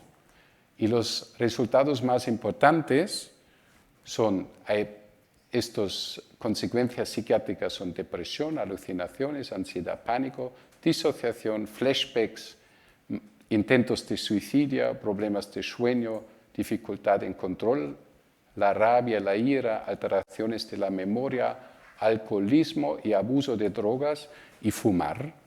¿Vale? Y aquí, por ejemplo, vemos que hay un efecto acumulador. Cuanto más eventos adversos hay, más probabilidad que fuman. Que han tenido 6 o más, fuman más. Y esto es verdad para cada variable. Hay un efecto acumulador. Cuanto más eventos han vivido, más depresión tienen, más ansiedad. También más obesidad, más inactividad física, repetición del trauma original, más autolesiones, violencia interpersonal, embarazos no deseados. Y después, que sale en el título de la presentación, también hay un impacto importante a nivel somático. Y ahora estamos, pero esto no puedes decir a nadie, hacemos lo mismo, una umbrella análisis, metaanálisis, correlacionando, investigando trauma infantil con enfermedades somáticas, que será muy interesante. Hay mucha literatura, pero nadie ha resumido esto tampoco. Esto estamos haciendo ahora, pero de este estudio ya sabemos que hay más cardiopatía, más cáncer, más enfermedades pulmonares, más enfermedades autoinmunes también, que es muy interesante, que el sistema inmune dentro de no puedo vivir mis emociones, toda esta culpabilidad, la rabia que muchas veces va en contra de mi propio cuerpo, crea una enfermedad autoinmune, asma, enfermedad renal, VIH, etc. Una salud somática mucho peor si has vivido eventos traumáticos en la infancia. Y después, obviamente, también a nivel social, legal, hay mendicidad, prostitución, por ejemplo, violencia, conducta delictiva, incapacidad para mantener un empleo, frecuente uso de servicios de salud, correccionales, servicios sociales, violencia de género. También aquí hay algo muy importante que hay que trabajar. Y que he mencionado antes, la transmisión generacional del trauma. Gran problema, porque hay cambios epigenéticos del trauma. Entonces se traspasa a la otra generación. Esto se sabe de estudios también. Y si miramos, por ejemplo, esto es en Canadá, ¿cuánto trauma había en la gente que está en prisión actualmente? Y podéis ver, cualquier abuso en la infancia en mujeres 65%, hombres 35%. Prevalencia abuso sexual 50 en mujeres, 21 en hombres. Prevalencia abuso físico 47, abuso emocional 50. Negligencia 51 en mujeres, 42 en hombres. Y no sé cuánta terapia focalizada en el trauma ofrecen en la prisión. No lo tengo claro. El otro día me invitaron a una conferencia forense también y ahí me decían, muy poco, pero deberían hacerlo más también.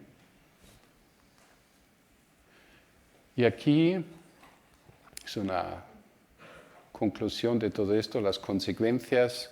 Tenemos trauma impersonal, trauma interpersonal sobre todo, pero también trauma de apego, desarrollo. Si no tenemos apego, hay un gran problema, porque dependemos de los demás. Necesitamos un apego seguro. Y si no había, lo chulo es, con la terapia podemos crear un apego, porque vamos a fortalecer el propio yo, la propia parte adulta que puede coger esta parte. Esto es muy interesante y entonces esta parte se puede comunicar con la parte pequeña dolida, puede tranquilizarla. Pero eso es crear una conciencia que esto es posible. Muchos pacientes pueden regularse mucho más. Si hay una crisis, se activa la parte autolítica, entonces tenemos que controlar esta parte, ¿no? Y ahora para acabar ya la presentación, ¿qué hacemos, no?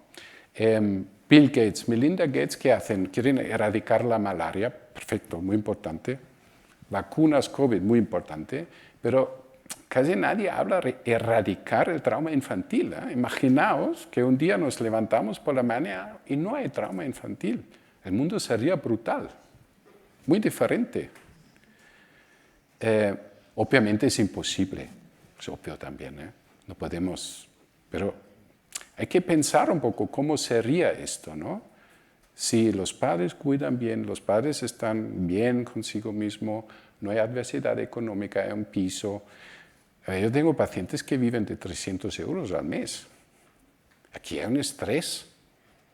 Y este estrés transmiten a los niños.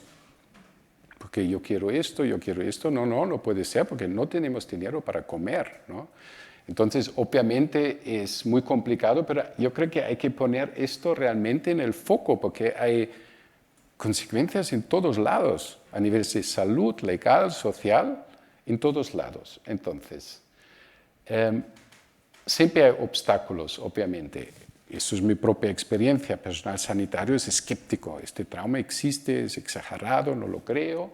Entonces tenemos que hacer psicoeducación y comentar también qué evidencia científica hay. También el propio síntoma del trauma, la evitación está allí en nosotros como terapeutas también. Evitamos, porque no es fácil trabajar cada día el trauma de la gente, porque son traumas bestiales a veces. Son traumas muy duros y tenemos que estar allí y aguantar esto. Y estoy en un círculo de muchos terapeutas y no es fácil para nosotros a veces tampoco, ¿no? De manejar esto, también en el sentido de autocuidado. Entonces, si alguien no tiene formación, porque psiquiatra, ¿por qué me voy a meter en esto? No lo hago. Pero yo creo que tenemos que motivar a la gente para realmente revisar mejor la biografía de cada uno y trabajar estos eventos. Obviamente todo esto solo es posible si hay una inversión importante a nivel político, social, etc. Si no, o hay una fundación enorme, Bill Gates piensa, esto es importante, vamos a poner mucho dinero en esto. Y seguro que sabéis que hay 6 psicólogos por 100.000 habitantes en España.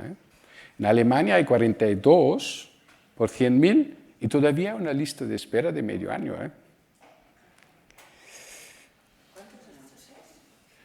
En España hay 6 psicólogos.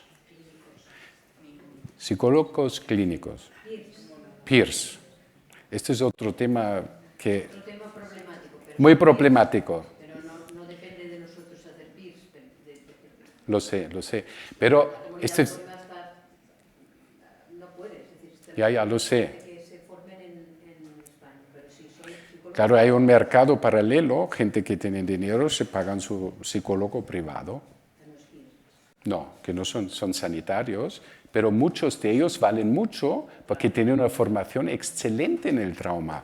De acuerdo, absolutamente de acuerdo. Y hacen un trabajo brutal. Yo trabajo mucho con ellos y funciona muy bien, porque también soy un psiquiatra que obviamente yo pauto medicación, y es muy importante, con sentido, pero pauto medicación, y ellos saben que yo aprecio el trabajo como psicólogo, entonces me deriva pacientes.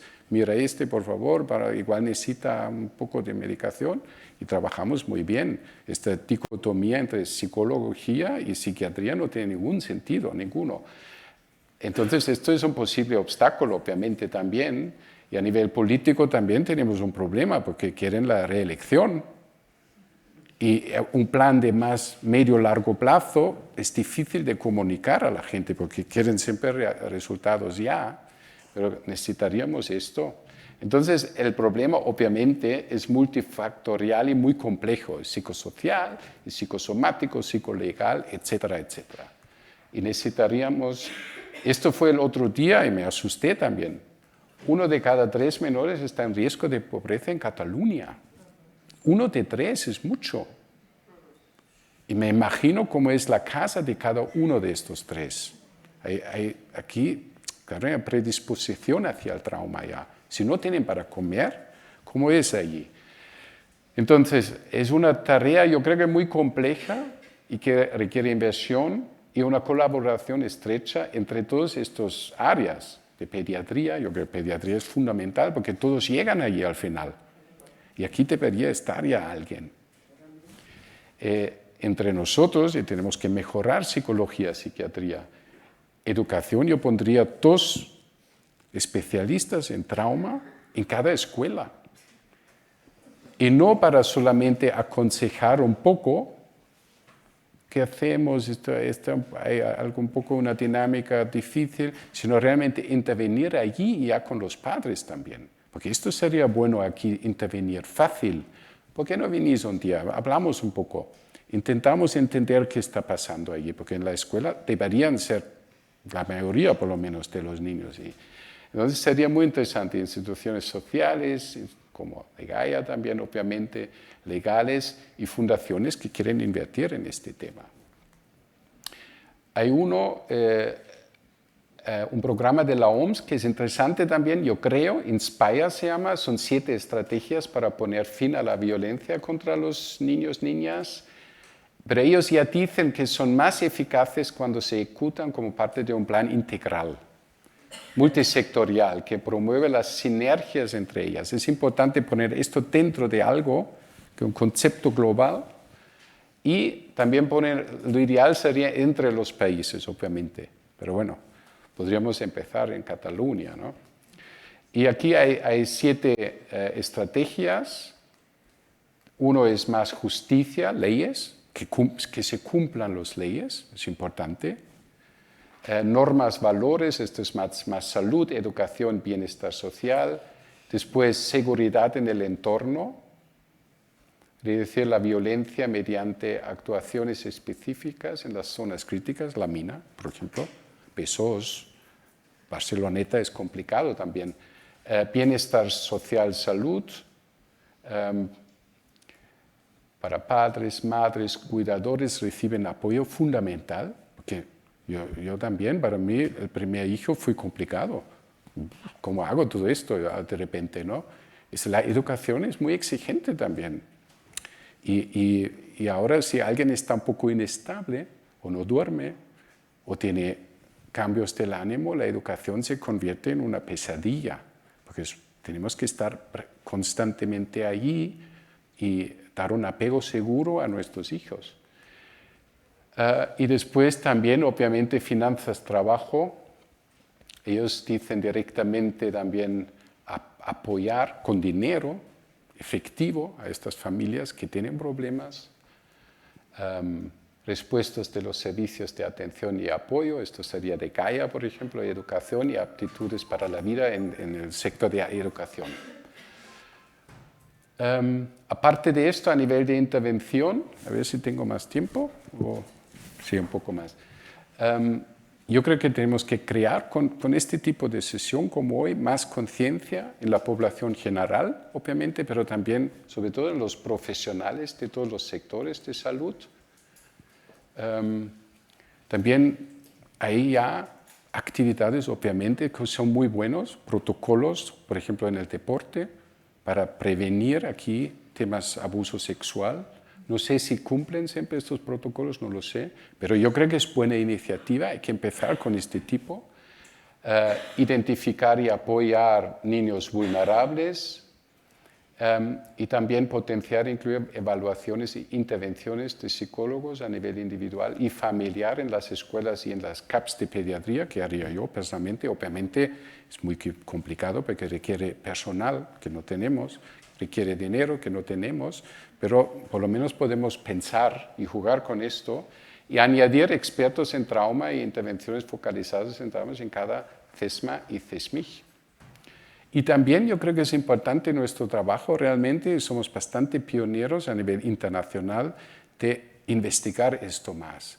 Porque si no investigamos, si no publicamos, la psiquiatría no le interesa. Porque dice, no hay evidencia científica, no me interesa este tema, déjame con tu trauma.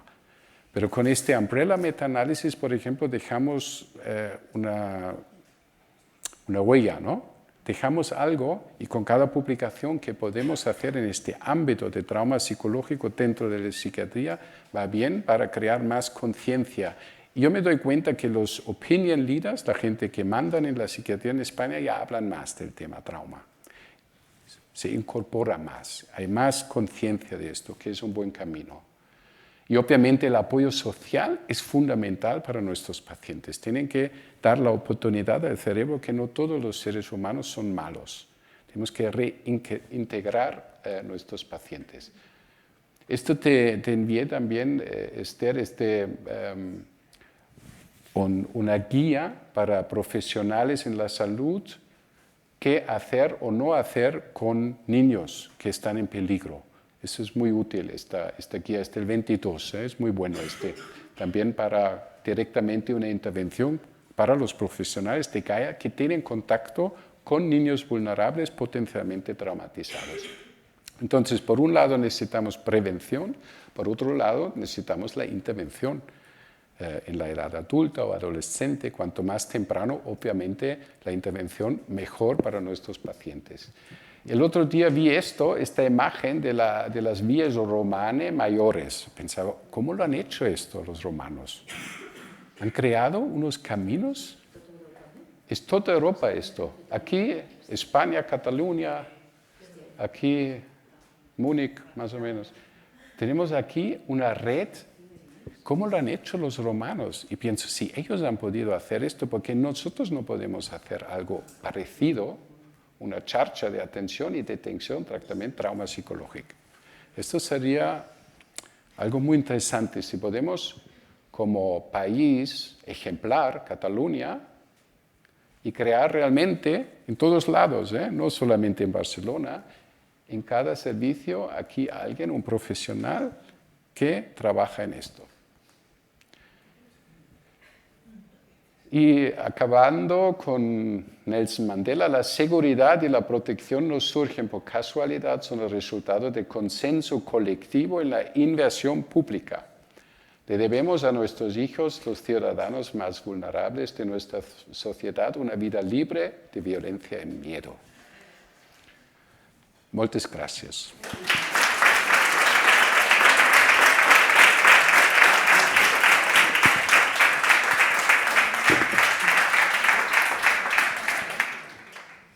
Bueno, bé, moltes gràcies a tu, no? Bé, no sé si teniu, ja mos queden només 10 minutets, si teniu alguna pregunta que vulgueu fer al doctor. Sí? Digues. Puc dir-ho així sense micròfon.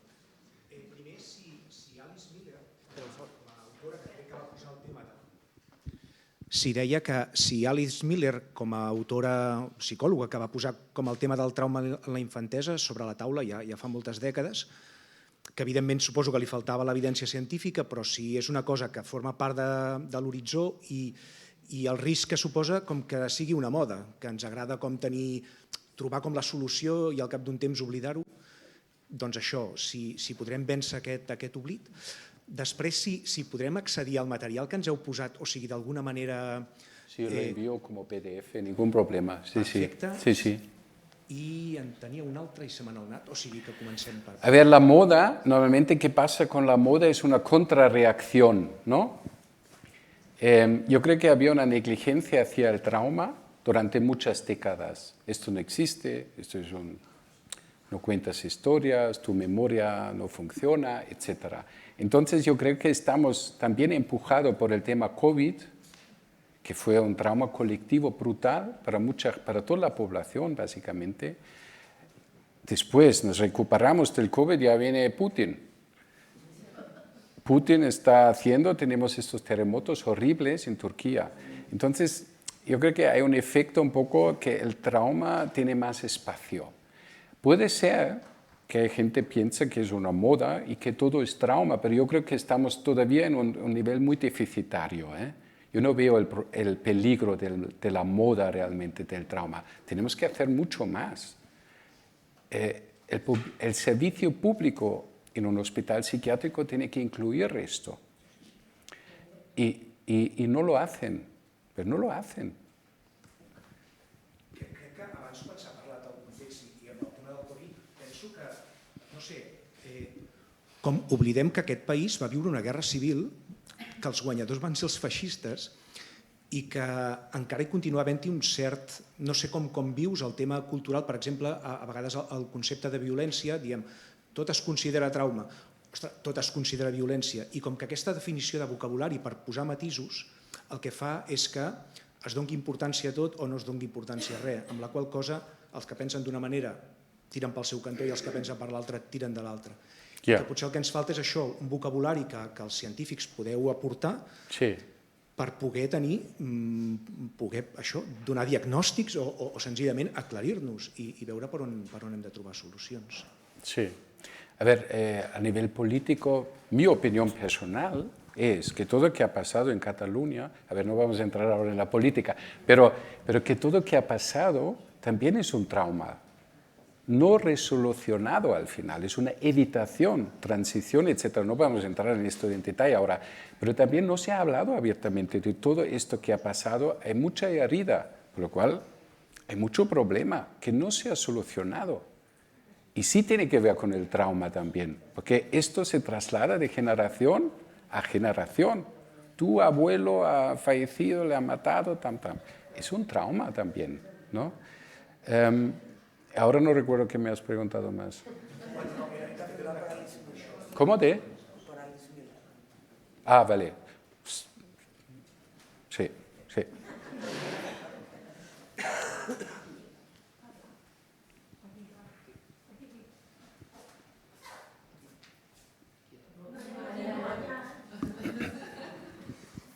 Amb els infants adoptats que han estat abandonats i que per tant han passat com a mínim el trauma de l'abandonament, si no n'han passat d'altres, i que potser no tenen consciència perquè molts han vingut petits, es pot treballar també el tema del trauma?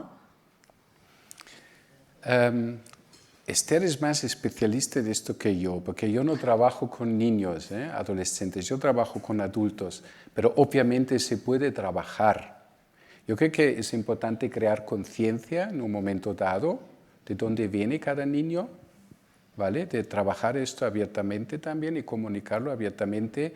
Y si esto al final resulta en una edad donde piensan más, tienen más autonomía, se puede trabajar perfectamente, obviamente. Encara que el record, que no hi sigui el record. Sí? Sí. ¿No? Bueno, falten 5 minuts. Sí, bueno, això em va parlar, si revises la conferència de Rafa Benito, va parlar una mica, la de la Natàlia Prades també, de la memòria implícita i explícita, però també vindran més conferències que parlarem com treballem això. Bé, al final, bueno, ens hem de despedir perquè a les 8 en punt se talla i la gent que ens està sentint per streaming no vull que es queden pensant que aquí ens quedem parlant i que ells no estan captant el que passa. Bé, moltes gràcies a tots per venir, una vegada més, un tema més relacionat amb el tractament infantil, amb el trauma. Ara portem un any ja fent aquestes conferències, de moment continuarem fent-les, veiem que a vosaltres us interessa, a nosaltres també, i crec que és una contribució a reconèixer l'evidència del trauma a la infància, el trauma del desenvolupament, que falta per posar l'etiqueta perquè ho poguéssim diagnosticar i que al final el que hem de fer és buscar de quina manera podem cuidar millor els nostres xiquets i xiquetes des de ben petits perquè tinguin una bona infància i al final siguin adults que no tinguin problemes de salut mental. I agrair a Míriam l'haver passat per aquí, haver vingut i felicitats per la teva valentia i per col·laborar amb nosaltres.